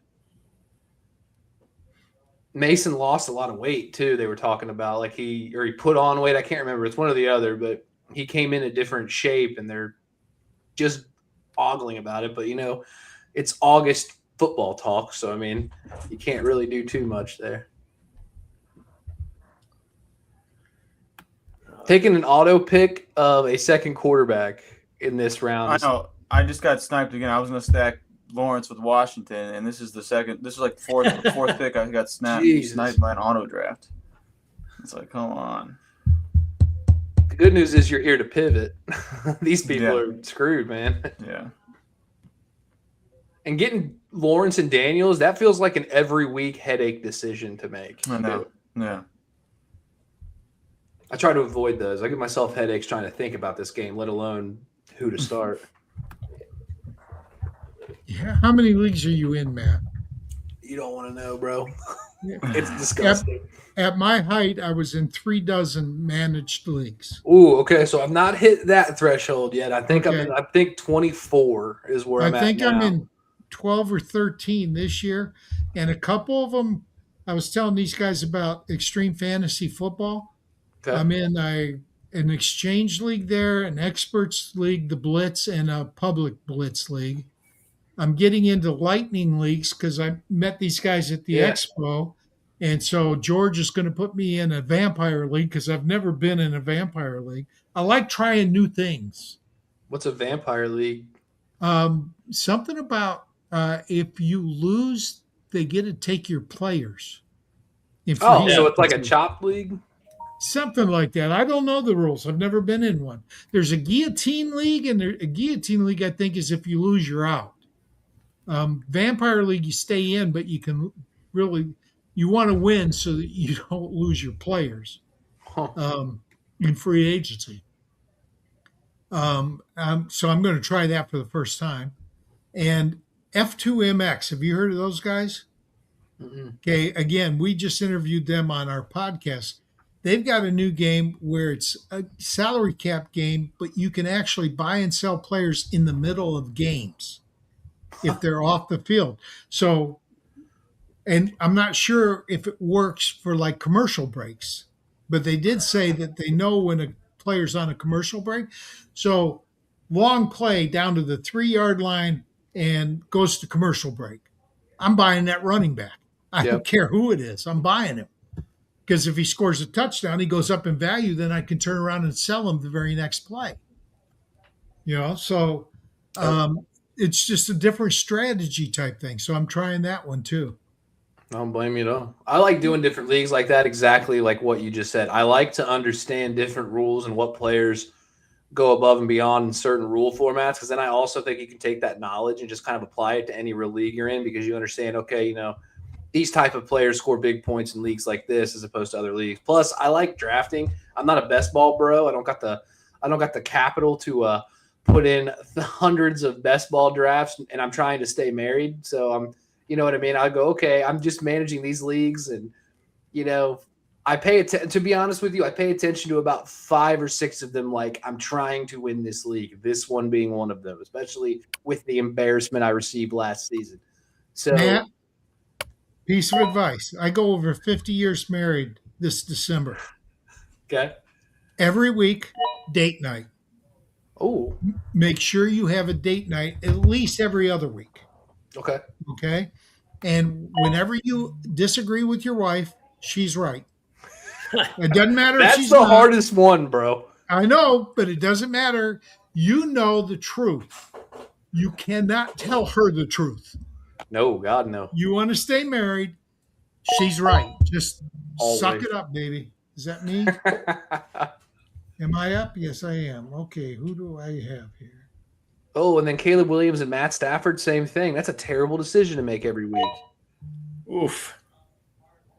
I got Jared Goff and Pat Holmes. I got Patrick and Jared. Okay, I got you. I get why if you one did gets it. hurt, I'm happy with the other one. Okay, now I got to figure out what I'm going to do. I haven't taken one QB yet, so. Oh my gosh, It's drying up quick too. Yeah, I like some of the guys. There's a couple guys I still like, but Yeah. at this point, I feel like, I mean, no point. I might as well just wait. I mean, they're all about the same. Yeah, so you might as should well take wait. Mendoza. He's going to start. I have Bowers, so I mean, you got the stack, but I don't. Hey, I love Mendoza. Like I said, I'm in the Indy area, so watching that run was just incredible. The whole state was invested in it, even people that didn't care about football. But I'm also a mega Kirk Cousins lover, and I think that he showed in that one drive how he was like 5 of 6 for 80 yards and a touchdown. I mean, it's and the Raiders. He doesn't panic. No, he's just locked in, dude. We're talking Cole's cash and playbook. That's the two things. He played at Michigan State, if I remember correctly. Cousins, I think, was a Michigan State quarterback, and my mom got her master's from State. I grew up 35 miles from Michigan State, but my dad was an Iowa Hawkeye fan, and mom was a Spartan fan. So my brothers and I, we adopted the Wolverines. So we've been Michigan fans ever since. Every draft, I try to get at least one former Michigan player or one Lion. Dude, you should get McCarthy. Stefan. Yeah. I would. I tell you what, in a dynasty league, I'd still take him. I believe in him. I'm an Ohio State. I'm truly an Ohio State guy. I just relocated to Indiana, and my dad's a huge Hoosiers fan, so I try. So you're truly an Ohio State fan? Well, I guess UC Bearcats, but nobody really cares about them. That's why. So shout out Alec Pierce. Love Alec Pierce. So for people who don't know, UC is University of Cincinnati. Yes, that is correct. I'm Cincinnati. I was there for 22 years of my life, 23 years of my life. That's where I grew up. That's home. I'm a big Bengals fan, Reds fan. It's terrible. It's awful. And I come back. But as an Ohio State fan, I want to thank you. You've been very kind to us Michigan teams. Hey. You guys, there was a run there where it was not very fun to play that. You guys won the freaking national championship and lost to us. Yeah, for real. How does that happen? But Purdy. Last year you did I like beat the us. Purdy pick. You did beat wait us last year. Yeah, it was between Purdy or Dart, and I have CMC, so figured I get the. Okay. The stack, You have the whole offense now, man. That offense moves least downfield. till You're getting points. Yeah. Who knows? McCaffrey might be their number one receiver if Evans and their whole. Hopefully, the week we play each other, he peppers Kittle. Yeah. Well, I don't know. Hopefully, it's early then because I don't know if Kittle's going to be ready. Yeah. Hey, I don't know if you guys saw the bit where he said he thinks he's going to avoid Pup. Now, I did see that. Yeah. Maybe Who's that? George Kittle. I don't typically double stack tight end, but I got Loveland. I think Loveland's going to be a stud, so it felt like, okay, Kittle has the best upside of the flex people remaining, in my opinion. So I just kind of go with what you know, right? Yeah. Maybe it's hard overhead. Who knows? 9th place, baby. We're going for 8.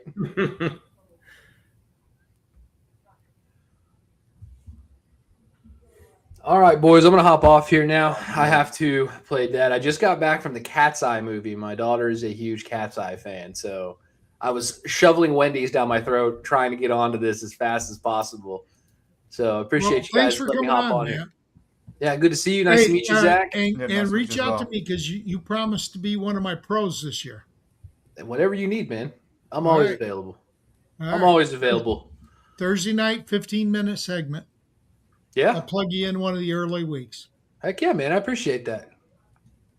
Well, it's good to see you, Jeff, as always. Thank you for running the league here. Sorry you got 2 guys auto-picking. Hopefully they go 0-16. Yeah, no problem. Hey, Matt, great seeing you again, man. Take care, boys. Loved running into you at the expo, by the way. Oh, yeah, man. It's such a good time up there, man. Hope to see you again next year. Zach, if you've not been up there, you got to get there. Yeah, I'll try next year. I'll try. Good to see you guys. Good guy. I'm going to hate beating his butt this year. Oh. No, I'm not. I might not beat him. That could be why. Let's see. What in the heck? Who's that Jeff guy? Because he's really slowing us down now. I am taking my time with this. I just don't like I don't like this spot. I told you I don't like 6 or 7 either. You and Zach got tough draws. I don't love my team, but I don't hate it either. So I kind of like mine. It's tough drafting against people that know what you know, though. Yeah. I don't think I can let Rachaad White go again. Yep, I Kelsey think was. he's the starter in Washington. A lot of people think it's JCM, but I think it's White. I think you're 100% right. And the only reason why I didn't want to take him is because I've already got McLaurin as well. Yeah. So I feel like I'm going too heavy on the Commanders here. You guys think White's a starter there? I I think have he will JCM, so. Yeah, I mean, I guess my only problem with, I think White will be the third down guy for sure, because I don't think JCM isn't a very good pass catcher. But I think Tampa Bay let White go for a reason to bring in Gainwell, because I didn't think he was very good. So, but I think White will play a lot on third downs and passing downs. Yeah, and that's the downside, right? If he's not the starter, he's still the third down back that's getting all the receptions out of the backfield. Yeah. I'll take that. Yeah. Gainwell went already. Earlier than I expected.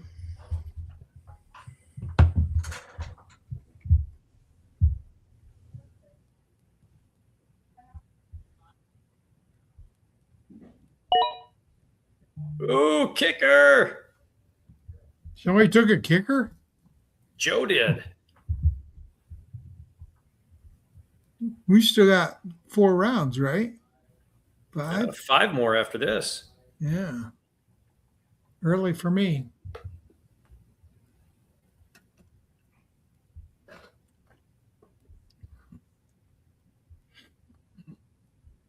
But he did get a kicker on a good offense, so. We got a quarterback.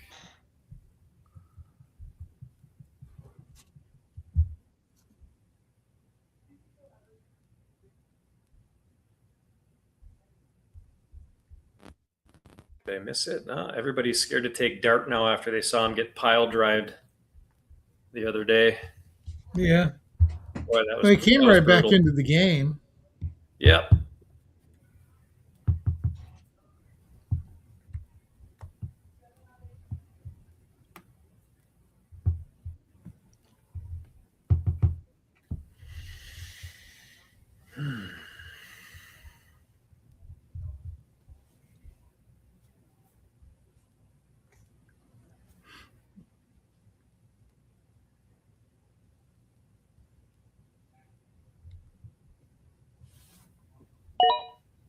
Woody Frick Mark. took Concepcion early, too. Good job, Yeah, Joe. what does he know? What does he know that we don't? He knew to take my guy, Gibbs.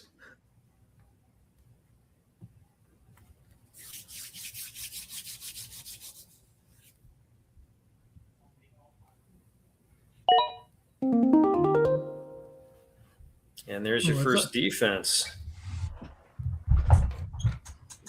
Is that the first defense, Rams? I believe it is, yes. Wow. Surprised they went first.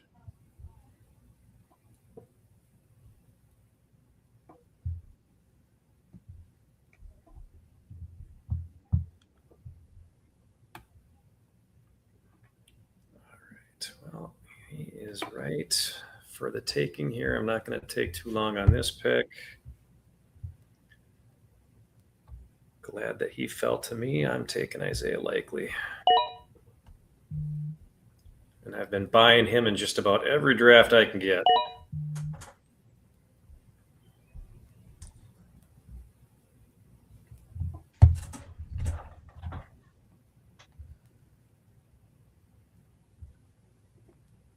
Alrighty, fellas, I think I'm going to hop off here. I got to eat some dinner real fast and before it's too late. But it was nice being on here for a while with you guys. It was great having you on, Zach. Absolutely, Zach. Thank you so much for stopping in tonight. Love it. I look forward to you not winning again this year. I look forward to winning again this year. That's all right. Maybe we'll do something. Hey, for and this is something we could talk about too. Right now this league is a free league for everyone to come on to, and I really just wanted to get all people that are out there putting out fantasy football content. But maybe we do something for multi-winners in a row. Maybe instead of a ring, we do a belt or something like that too, so you can show it off. So just a thought in my mind, but something maybe to look forward to if you end up pulling it off again this year. Yeah. Well, I hope so. All right, I'll see you guys. All right. Thanks, Zach.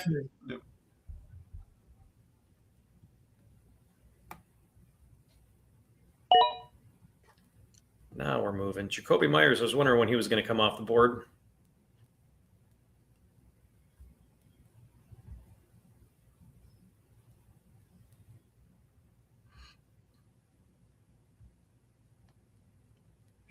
Okay, there he goes. I really don't love taking Charbonnet, but I wanted another running back. And if he gets healthy, he's probably the best on the board. Yeah.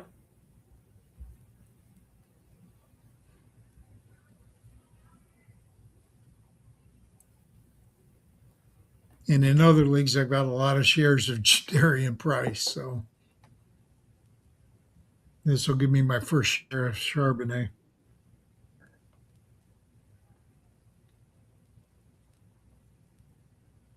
All right. Quick on that first one.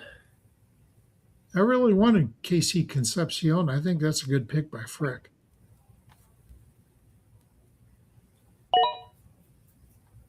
Chigakonkwo.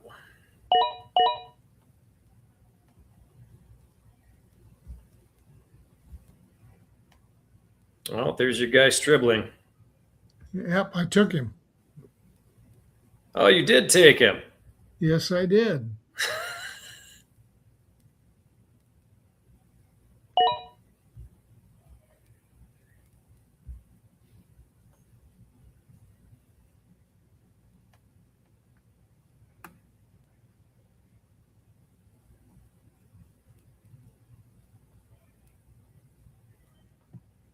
I think when you're in a league like this, you have to take risks. Oh, yeah.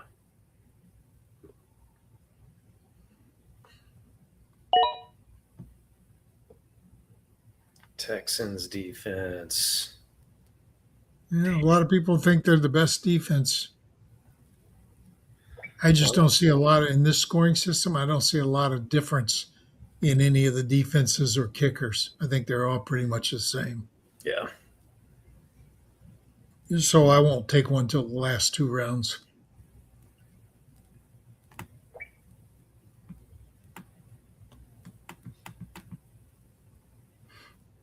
And while we're this, the Up in Smoke is still streaming on. Yeah, I figure that we've got time on that one, so I'm going to close out this, and if it ever gets back to me on there, I'm just up in smoke, but it's got to be getting back to me at some point in time in that league. You're Zach's waiting. Okay. And do you know what you want to do? I have 2 people in mind. Multiple positions or just one? Different positions. Okay. Yeah.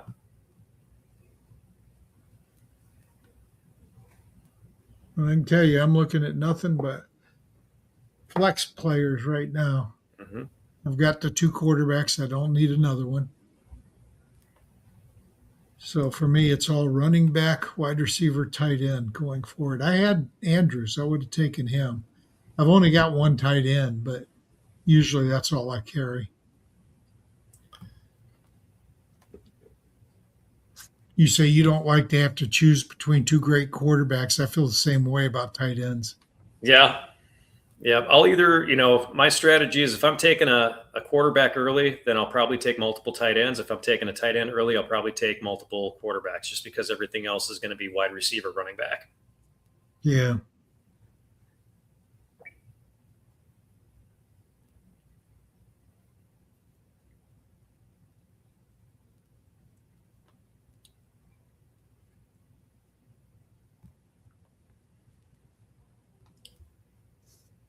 So now it's all filler. And trying to find the value. Yep.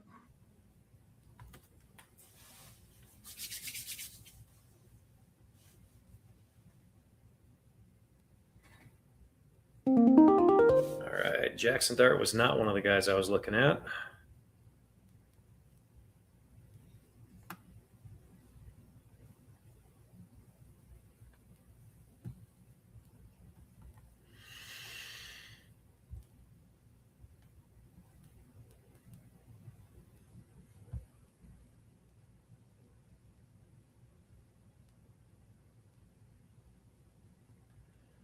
feeling pretty good about my running backs.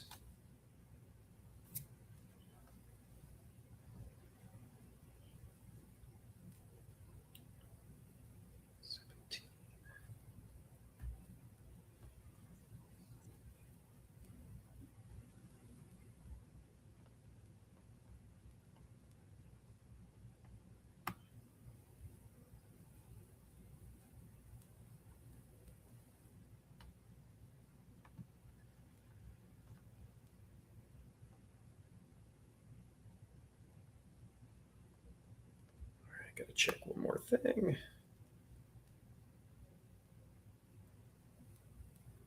I'm surprised that Joe took a kicker before a tight end. Yeah, there's a lot of tight ends left. I'm surprised he took a kicker early too, though.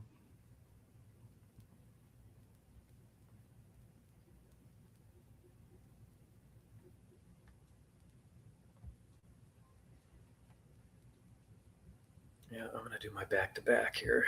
I'm going to go with Dallas Goedert.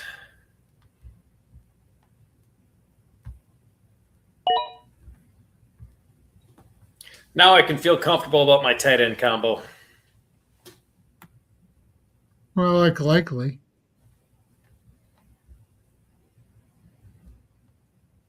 They have different bye weeks. They do, 8 and 10. Oh, I was worried because Giants and Eagles are in the same division. Yeah.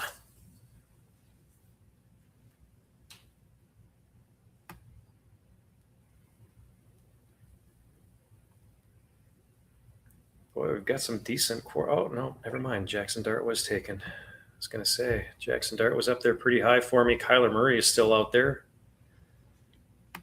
Yeah, so's Love. And Love, Baker. Murray, Darnold. Oh.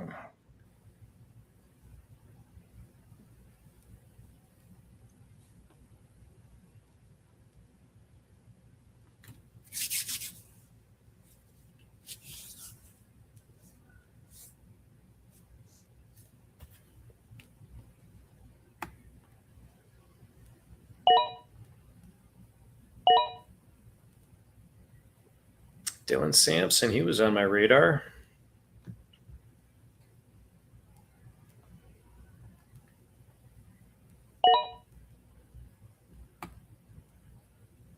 Keaton Mitchell, good pick.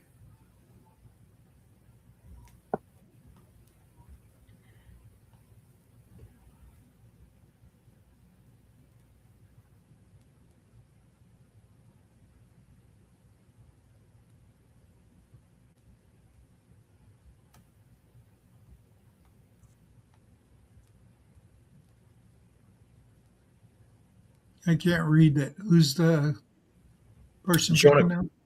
Jonah Coleman. Oh, Coleman. Okay. Did you see that one? And now Joe. Yeah. Now we got Codeman picked. Mike Washington. Wide receiver Running back. for who? Is that who it is? Mike Washington, or is it Malik Washington? Malik is a wide receiver, not a running back. Malik Washington is the Dolphins wide Yeah, receiver. that's Mike Washington. I had it right the first time. Mike Washington for Las Vegas. Ah, So he took your backup, took your handcuff. yeah, I don't handcuff my starters very often.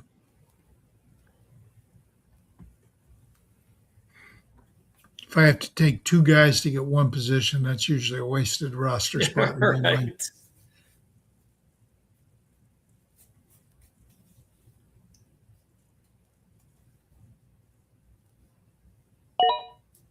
Ronda Gadsden. He must have heard us talking about how he hasn't picked a tight end yet. Yeah. Yeah. I thought about Gadsden. My Fanex championship year, Gadsden's dad was my free agent pickup that pushed me over the top. Oh, nice. Rondé Gadsden for Miami. He had a tremendous end of the year. Pushed me over the top to win the championship in Phoenix. So I've got a place in my heart for his kid.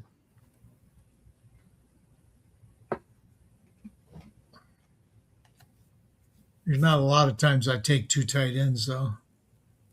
Although I considered Mark Andrews quite a bit. Yeah. I You just think he's wanted going to. dribbling more. Oh, man. Shakir was one of the guys that I was looking forward to here. You know, the guy I wanted in that offense was Jay Moore. I really did want him.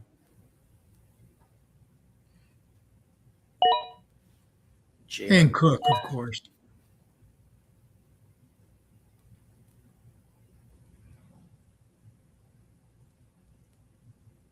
Ted Hurst. That's an intriguing prospect. Yeah, I'm not on that bandwagon yet. Yeah, he's got the size and speed ratio you want in a young receiver.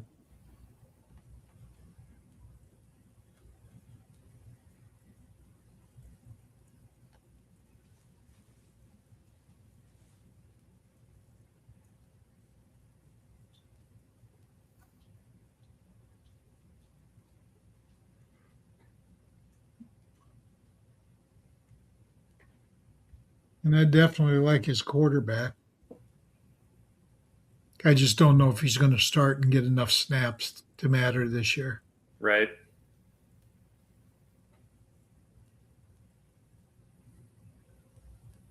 I thought about Dylan Sampson, too. I just thought Charbonnet had a bigger upside. Though I expect him to miss at least the first month, 6 weeks.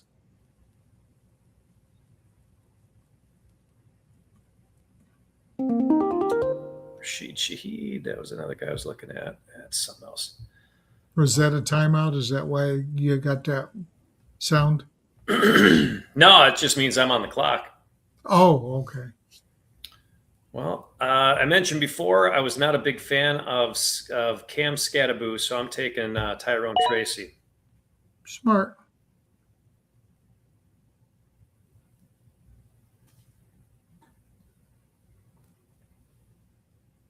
And we'll see what happens with that. Even though he missed that gigantic block to get Jackson Dart knocked into the blue tent. Oh, he's going to take a defense if he times out.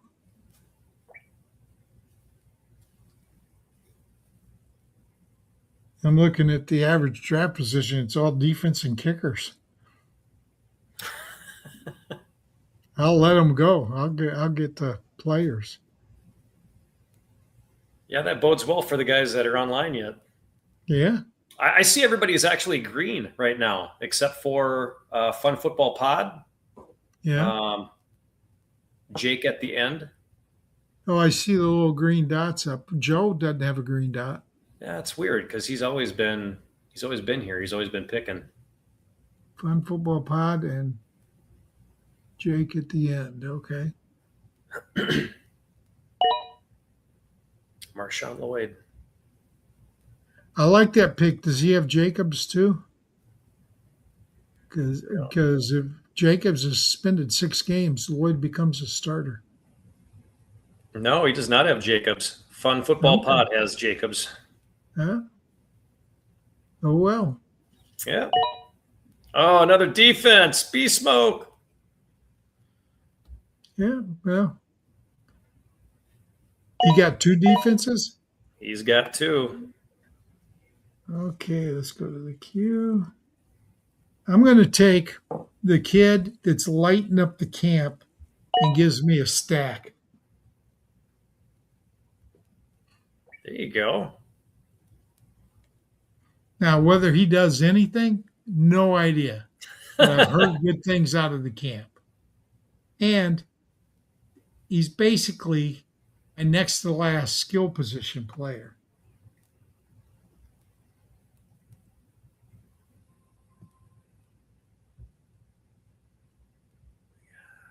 And now I'm not sure who to go with. because I only have one more skill position player. And I'll tell you, I was thinking Denzel Boston, Jacoby Lane. Is it Jalen Wright that's a backup in Miami? And Malik Washington, the wide receiver. And I'm just Okay. not sure who to go with.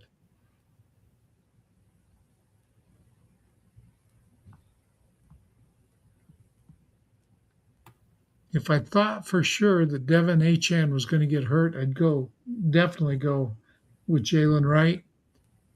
But Achane really impressed me in this weekend's game. Yeah, So I he did probably won't go with Wright. And I really like Casey Concepcion more than I like Denzel Boston. Although I think both of them could have decent years. I'm just not sold on the quarterback situation in Cleveland. Yeah. That's the only one that's, Denzel Boston could be a late round flyer. KC Concepcion, Jerry Jeudy, if he's going to be there or not. Rumors about him getting traded or not being there after the fact. Well, he could play. Jeudy could end up playing the slot in Boston, and Concepcion could take the outside. Oh. The two receiver sets they would have it. But again, I just don't know what to do with the. I just don't know what to do. Period. To be honest.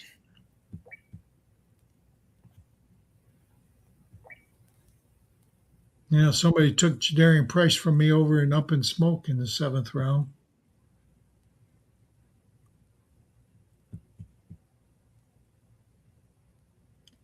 Now, it depends on what. Well, he's got a green light, so he's on. Jake on the end. And he took Kamara, so I'm going to take Malik Washington. He's the starting wide receiver in Miami. And now I'm down to just kicker and defense. So let's go ahead and delete these guys out of my queue.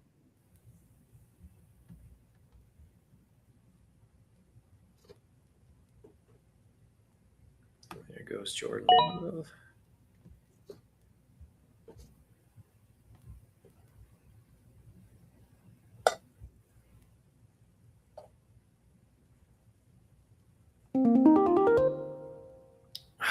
There goes Boston. Well, he was on my list too.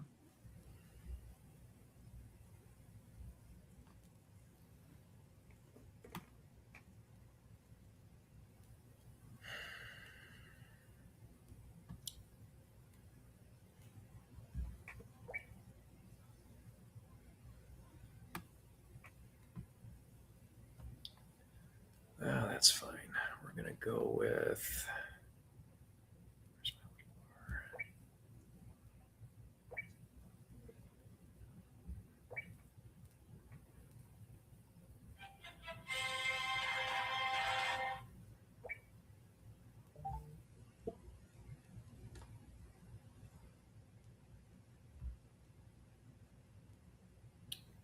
Why am I not seeing him? There he is.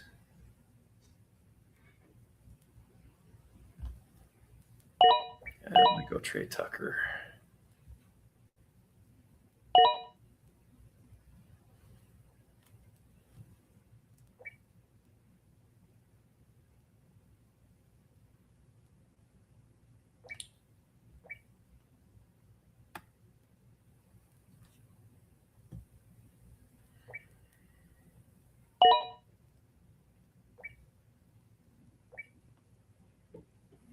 Boy, oh boy. Boy, there's a lot of kickers gone already, huh? Yep. That's an odd one to me. Yeah. I usually wait until the season starts. That's my strategy is I will draft I might draft a defense with one of my last picks, but I will never draft a kicker, especially, when you're looking at 2 weeks, 2.5 weeks 3 weeks almost until the first game is even played. You don't know who's going to get hurt in training camp. You don't know who's going to get hurt in the preseason. you end up drafting 5 or 6 wide receivers. Maybe one of them goes down with a season-ending injury. Well, you might as well just get rid of that guy then and pick up a kicker. That's my mentality up. Oh, are you turning on free agency as soon as the draft's done? Probably. Okay. And I assume since there's a trade deadline that there'll be trading allowed. Absolutely.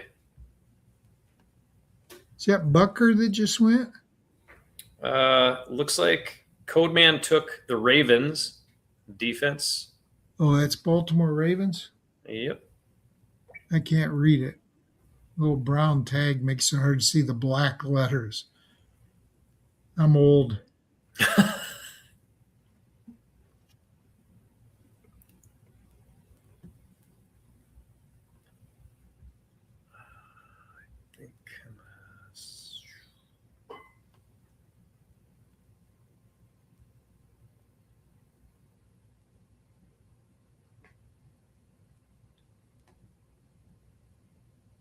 Yeah, now we're getting deep into the weeds. 2 more picks to go.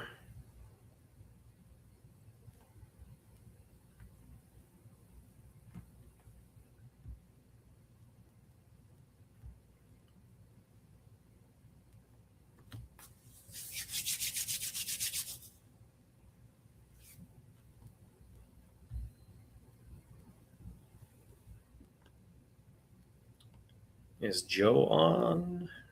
I don't know.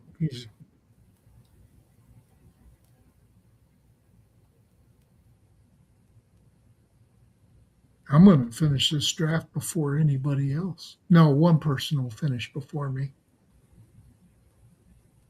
Jake will finish before I do. Yeah.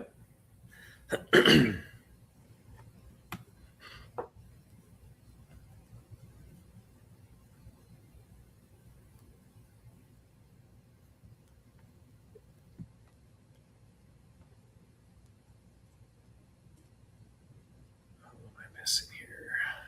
2 more picks.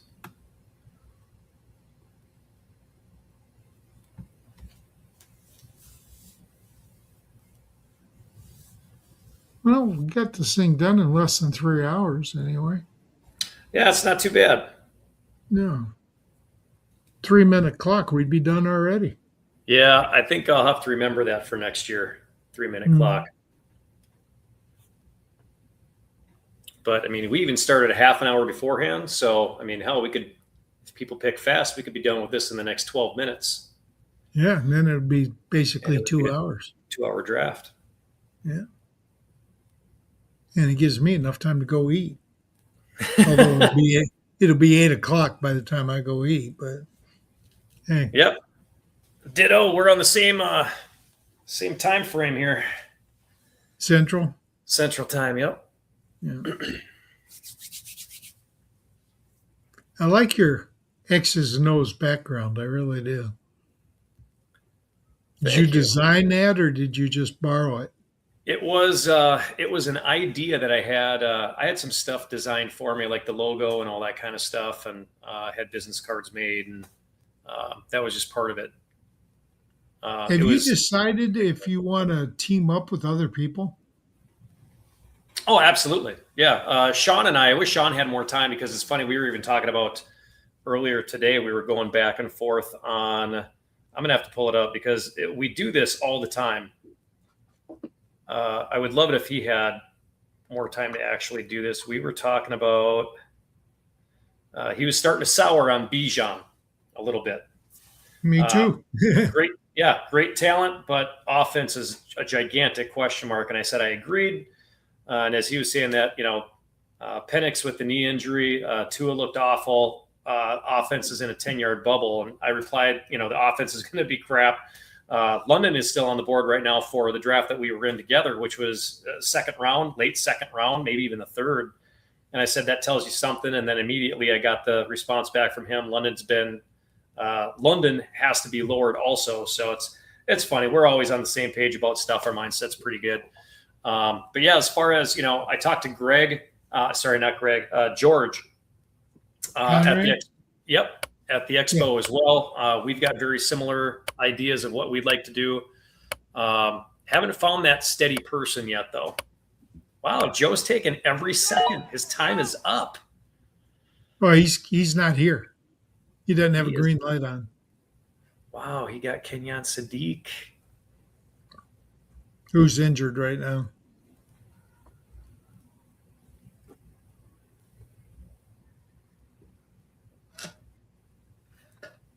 So no, unfortunately, haven't found that staple yet, that second person that we can kind of make a time work religiously every week. You're talking about for a podcast partner. Yeah. Okay, I'm talking about just as a sports affiliation, for example. Oh. I don't know if Iggy and JC are looking to bring on other partners, but I think networking is hugely important in growing in the industry. Yeah. It was actually Ryan Linkletter reached out to me last week about Who's Ryan with? Ryan is with Blitz Don't know them. Sports Media. Okay.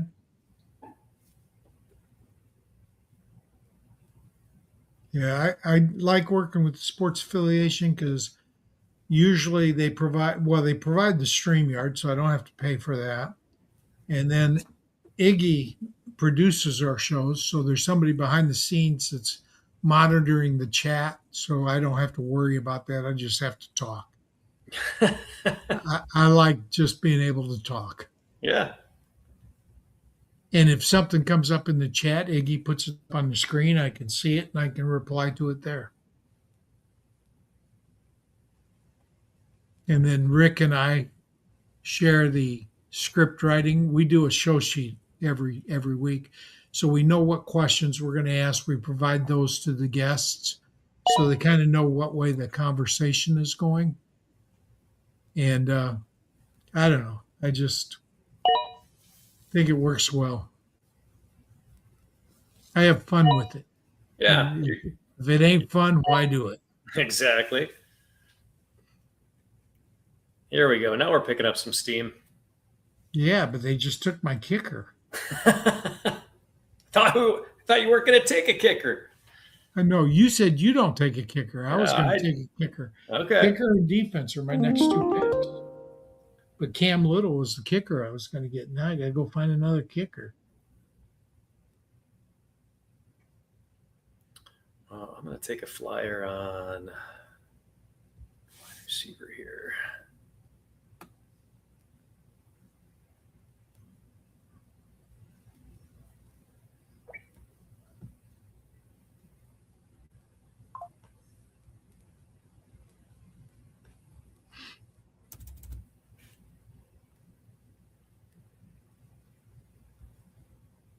Oh, you're up? I am up. And now I'm not. I took Omar Cooper. Jets, right? You got it. Yeah.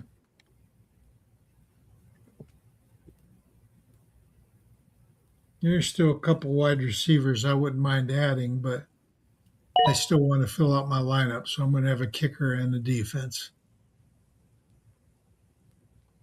And if somebody takes my next kicker, I'm just going to go with defense, at least for the next pick.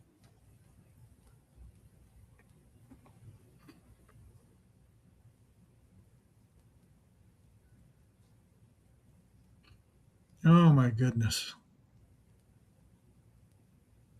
I don't know how you do the podcast by yourself, Jeff. That would be hard for me. Yeah, I don't know. Usually, if I have to do it myself, it's going to be a half an hour thing. And, kind of took the points that you had given me before where, just bullet points some stuff and try to make it all make sense. Same thing as when you're writing just, from point A to B to C to D. And, usually I get to a point if I'm, on a Tuesday or a Thursday, I've got a 40-minute drive home from work. So I can think about, I've actually got some time in my car while I'm driving to actually think about what I want to do. And sometimes I'll, jot some notes down or I'll put it in my phone or whatever. And so You'll if I got jot it, some notes down while you're driving home.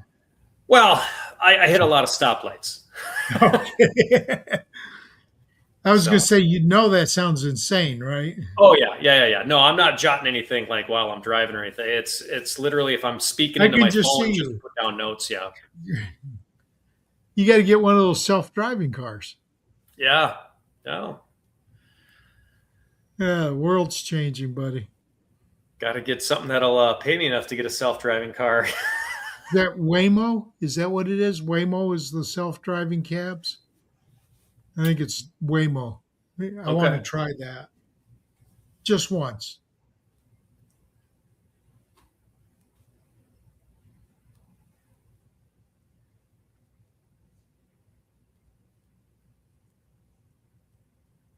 Looks like we had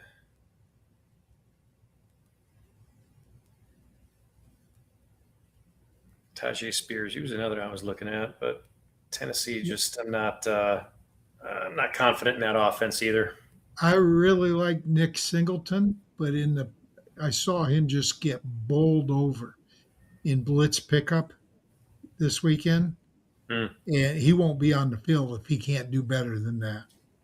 I mean, his quarterback got hit because he didn't even put up. He was a please take it type thing. Yikes. You've got to be able to block in blitz pickup if you want to be on the field. And he sucked on that. It was just one. It was just one, and he can learn.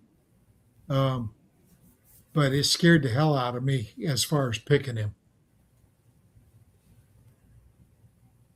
And then you got the other rookies like Stribling that look like a superstar. Concepcion looked like a superstar. Yeah.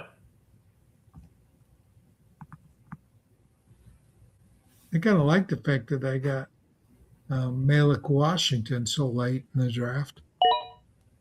He's the clear number one receiver for that team, even if they suck. Oh, Monty, I was going to take that defense if they were going to make it back to me. Thanks. Which one? Eagles.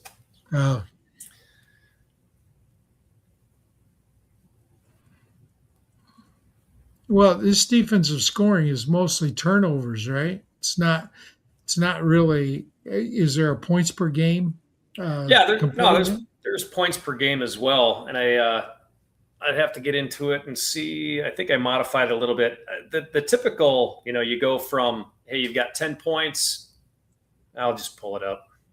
And the more points you give up, the less you get. Yep. Do you get negative points if you give up too many? Absolutely.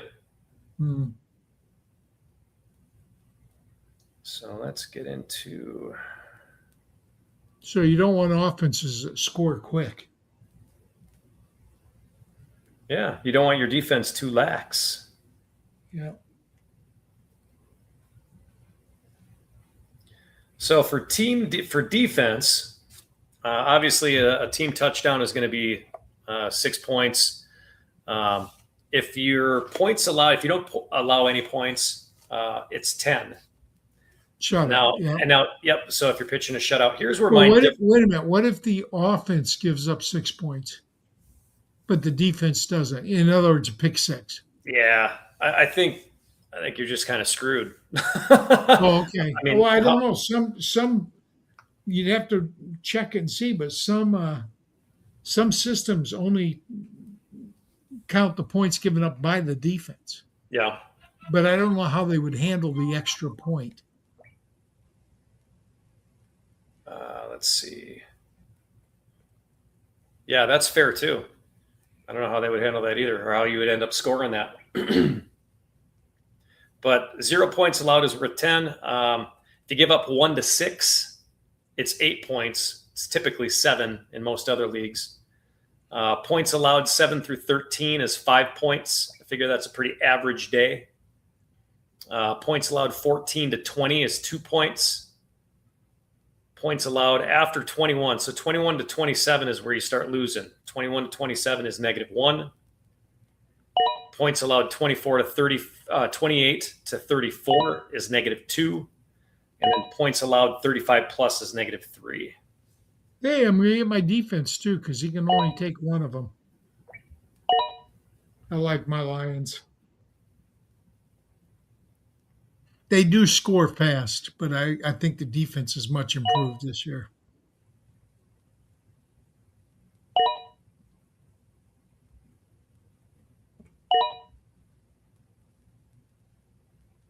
Boy, these last few picks have moved along quickly. And then we hit Zach, right? Yep. I don't know if he's got a kicker or a He does defense. not. He doesn't have a kicker or a defense yet. Yeah. And I don't think he's picking. I think let's go look and see what's in the queue. Player. Yeah, got a little green dot up there. Well, Patriots defense is top, so if he doesn't pick, he should get the Patriots. Don't be giving away my secrets now. Hey, I'm just telling you what's top of the list. I'm not saying I would draft them. Although they do play outside in a cold weather environment, so in the winter they'd probably be pretty good.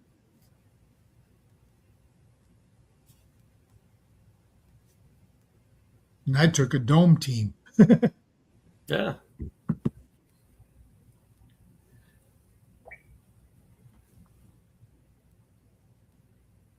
Up in smoke. Roma Dunze just went. Yeah.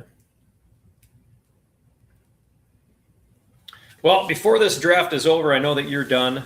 So you're going to obviously hang on and see the rest of the draft coming through the line here. But I want to give you a really great big thanks for coming on the show.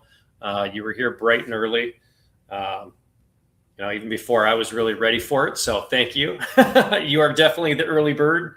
But yeah, thank you so much for coming on. Hanging out till the end. It's been great. I always, anytime that I'm watching your show with Rick, you're always a kind of a plethora of knowledge. I love to see where you're going with the drafts. It's not the norm, which is great. It's nice to see. And you've got different takes on most others. So really thank you again for being on this one. The Chargers are gone. Well, it's my pleasure, man. I like talking football and I like you. So I'm happy to come on your show when it's not conflicting with my show. Absolutely. I would have come on Thursday night, but it was right when my show was on. And afterwards, I wanted to watch the Lions because I don't get to see them that often. Well, we haven't gotten to see any football that often recently. And Mr. Irrelevant is... Oh, boy. Tyreek Hill was taken by Codeman with the second to last pick. Tyreek Hill. But he's not Mr. Irrelevant. Nope. Come on, Joe. Tell us who you got. Mr. Irrelevant. Make it good. The Steelers defense. All right. Well, Steel Curtain used to be good. Used to be. And it is outside. That should definitely be exciting. Wow, this was great. A lot of build up. Oh, let's do that. We'll get the draft board out of there. This was fun. It was. Who's behind you? Ray Lewis. I should have known. There you go. I got Ray behind me. I've got Ed down that way. Ed Reed. Yep. And then I got Joe off to my left. Where do you live, Jeff? I'm in Minnesota. Why are you a Ravens fan? Yeah. So I'm going to date myself doing this too. So I was in high school, graduated high school in 96. And there was no way that I was ever going to play. You're dating yourself. I graduated in 74. So I played high school football and I got some D2, offers to play around the state. And, the big college that I had a dream of playing for was Miami. I love the U. And so the U, obviously, that's where Ray Lewis came from. And also in 96 is when the Baltimore Ravens became a team. So when they came about, I love the logo. I love the colors. Obviously, I was a Minnesota Vikings fan up until purple, 99, 2000-ish. And it was really just because, hey, Minnesota, they had their 15-1 year, didn't even make it to the Super Bowl. They lost in the NFC Championship to the Falcons. And the next year it was 42 donut to the Giants in the playoffs. I had press credentials to the Falcons that year. Really? I was a fantasy guy, and all I did was call the PR department and got to know some of the PR people. And I told them I'm a fantasy guy. I do all my work online. And they allowed me to go, I think, 4 home games in the press box, interviewed Mike Ditka. That was one of the guys I got to talk to. Nice. Oh, it's amazing. Yeah. So you were saying? Yeah. And, it just, the Ravens were making the moves that I wanted to see the Vikings actually do. So they drafted Ray Lewis in 96. They drafted Ed Reed a couple years later. When the Vikings head coach was Denny Green, they had Tony Dungy and Brian Billick as their offensive and defensive coordinators. And, of course, Brian Billick goes off to Baltimore, and he went Dungy to – was the defensive coordinator, right? He was, yeah. Dungy was actually the defense, and Brian was the offense. Okay, I was going to say, because Dungy, I don't think he ever ran an offense. No, not at all. And he was Minnesota Gophers guy too. So, but yeah, so when, 99 and 2000 happened, and then obviously the Ravens won, I was like, you know what? At that point for a couple of years, it was, I can cheer for the Vikings and I can cheer for the Ravens because it's NFC AFC. So, but then after that, I was like, you know what? I'm done with this team. I'm done with Minnesota's disappointment. And it was really just a lot of the different things that they were doing. I wanted to see, I really wanted to see that Minnesota do. The Vikings went through so many different quarterbacks. They went through the Brett Favre and Gus Frerotte and Donovan McNabb and all. The Vikings had Brett Favre? I don't remember that. And you're frozen. Okay, well, I don't know if you're frozen for everybody else or not, but you're back. Okay. I don't know. The Vikings had Brett Favre? Yeah, they did. After he went to the Jets for 1 year. I didn't realize that. Yeah, totally forgot. That was what did they call that? It was the Vikings went to the playoffs and they went up against the Saints. Bounty Gate is when, somebody put a bounty on player's head or something on Favre to go and hurt Favre during that game. Yeah, that was when he's the coach. Saints did that. The Saints did that, and that's when they had the Denver Broncos. The New Orleans Aints went after Favre. Yeah, in the playoffs. Yeah, they deliberately were diving at his legs and stuff like that. Yeah, it was a big deal because it got Sean Payton suspended. I think the defensive coordinator was suspended. The players should have been suspended. Yeah. So that's how it came to be, and when we won the Super Bowl in 2012, it was Matt Burke was our center. He was a former Minnesota Viking. Yeah. We had McKinney, Bryant McKinney was our left tackle. He was a former Minnesota Viking. Did Willis McGahee play for the Ravens? Yep, he did at one point. Did he go to the U as well? Oh my gosh. I don't remember. I thought he went to University of Miami, but I'm not sure. Yeah, that one I'm not 100%. Yeah. So you get old. All these names come back, but you can't remember all the details. So. Right? Yeah. So that's how I became a Ravens guy. Is just love the logo. I loved Brian as their first head coach, or not first head. He was the second head coach. First guy, crash and burn. But, the defense, I played defense, so it was just loved Ray Lewis. That was kind of a big thing. Ray Lewis and Ed Reed, fantastic. Terrell Suggs was from Minnesota, and then he went and played at Arizona State. So then he ended up playing for the Ravens as well, so who should also be in the Hall of Fame. Terrell Suggs? Yeah, I think he'll get there. Fame? I think Terrell Suggs should be. I think he's got credentials to get in the Hall of Fame. Defensive players, I don't really know if they have, when you got Lawrence Taylor or a Ray Lewis, or Mike Singletary, these guys stand out. Yeah. But defensive linemen, unless it's like Micah Parsons or Aiden Hutchinson getting 20 sacks a year, you just don't think about it. I mean, name a defensive tackle. Wasn't Joe Green a defensive tackle? Joe Green? Sure. Was he a defensive end or a tackle? See, I was thinking he was an end, but I could be wrong. It was a little might bit be. before my time. Try to name some defensive tackles. I mean, there have been some great ones in the league, but I couldn't name them. Yeah.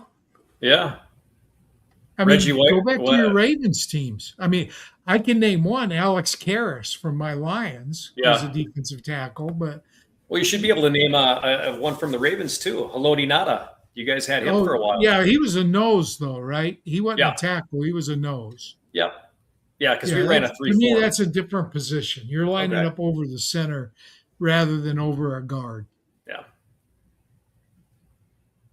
Oh man. Anyway, it's been great. Yeah, and Codeman chimed in too and said 2009 and 2010 was when Brett was in Minnesota. Okay. So he had 2 stints. 2009, 2010. I'm trying to think of what I was doing then. I was in the Army till 87, so I was out of the Army. 13 years. Man, I don't remember what I was doing in 2009 and 10. I was still working, so I was probably maybe in Atlanta. Might have been. Codeman's got a couple. Alan Page, that's a good D tackle. Warren Sapp, Merlin Olsen. Wait a minute. Was Page a tackle? I thought he was a defensive end. Purple People Eaters were a little bit that. before my time as well. Yeah, I'll have to Google that. I remember he was part of Purple People Eaters, Alan Page, but I thought he was a defensive end. Yeah. Reggie White was a DN too, wasn't he? Or was he a D tackle? Yeah, he was. Yeah. He was a sack master. Yeah. There aren't very many DTs that get a lot of sacks. It's usually your edges get the sacks. Page was a tackle. Okay. Page was a tackle? Yep. Leonard Marshall was a tackle, I think. But again, I remember Alex Karras because he was an actor too. Yeah. I'm trying to think. There is a Williams in there too. It wasn't. They had the Williams wall in Minnesota for a while, and they were They ran a 4-3. Okay. Well, that used to be the only defense run in the NFL, except for a gap 8 when short yardage. But 4-3 used to be the standard NFL defense. Kevin Williams. Kevin was the other one. Thanks for filling that in. Codeman's on the spot. Kevin Williams and Pat Williams. Kevin Williams. Okay. Yep. He was good. He was solid. Right. So you got some good people in this chat. Yeah. I'll give you a name and you tell me the position. Okay. Altie Taylor.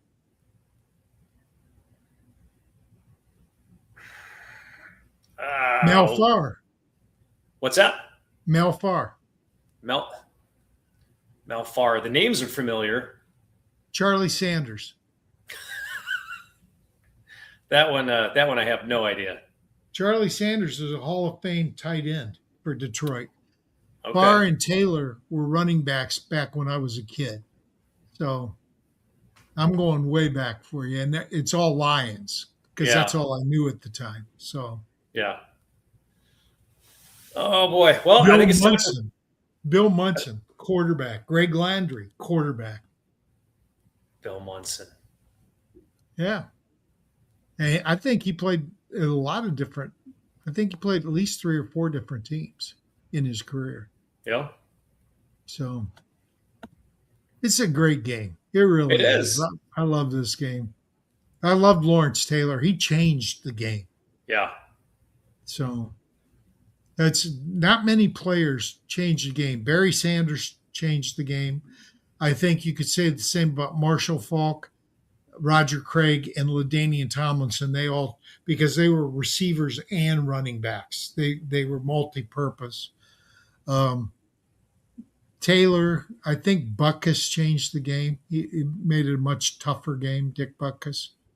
Yeah. What was the tight end's name for Philadelphia? Keith something. I can't remember. I should let you go. It's getting late. I got to eat. It's time for dinner, man. All right. Hey, thanks, Greg. I'll wait for you to close it out. All right. I'm going to close it out. Thanks for everyone that was still on. Looks like we got 27 people still on here. Thank you very much for tuning in to the draft.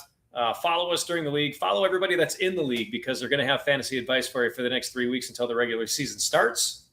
One pitch.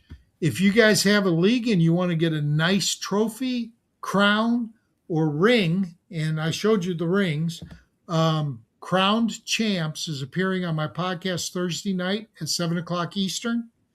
It'll be on YouTube. Just look under the Sports Affiliation.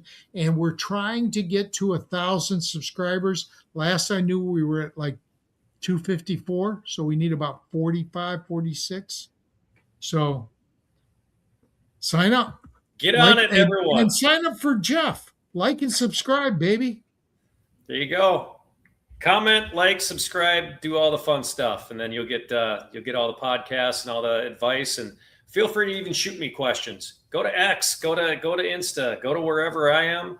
You can find me Downfield Read. It's the same thing everywhere. So it's not just on X. It's on Facebook. I'm everywhere. So feel free, shoot me some questions throughout the year. I've got a lot of people that come back.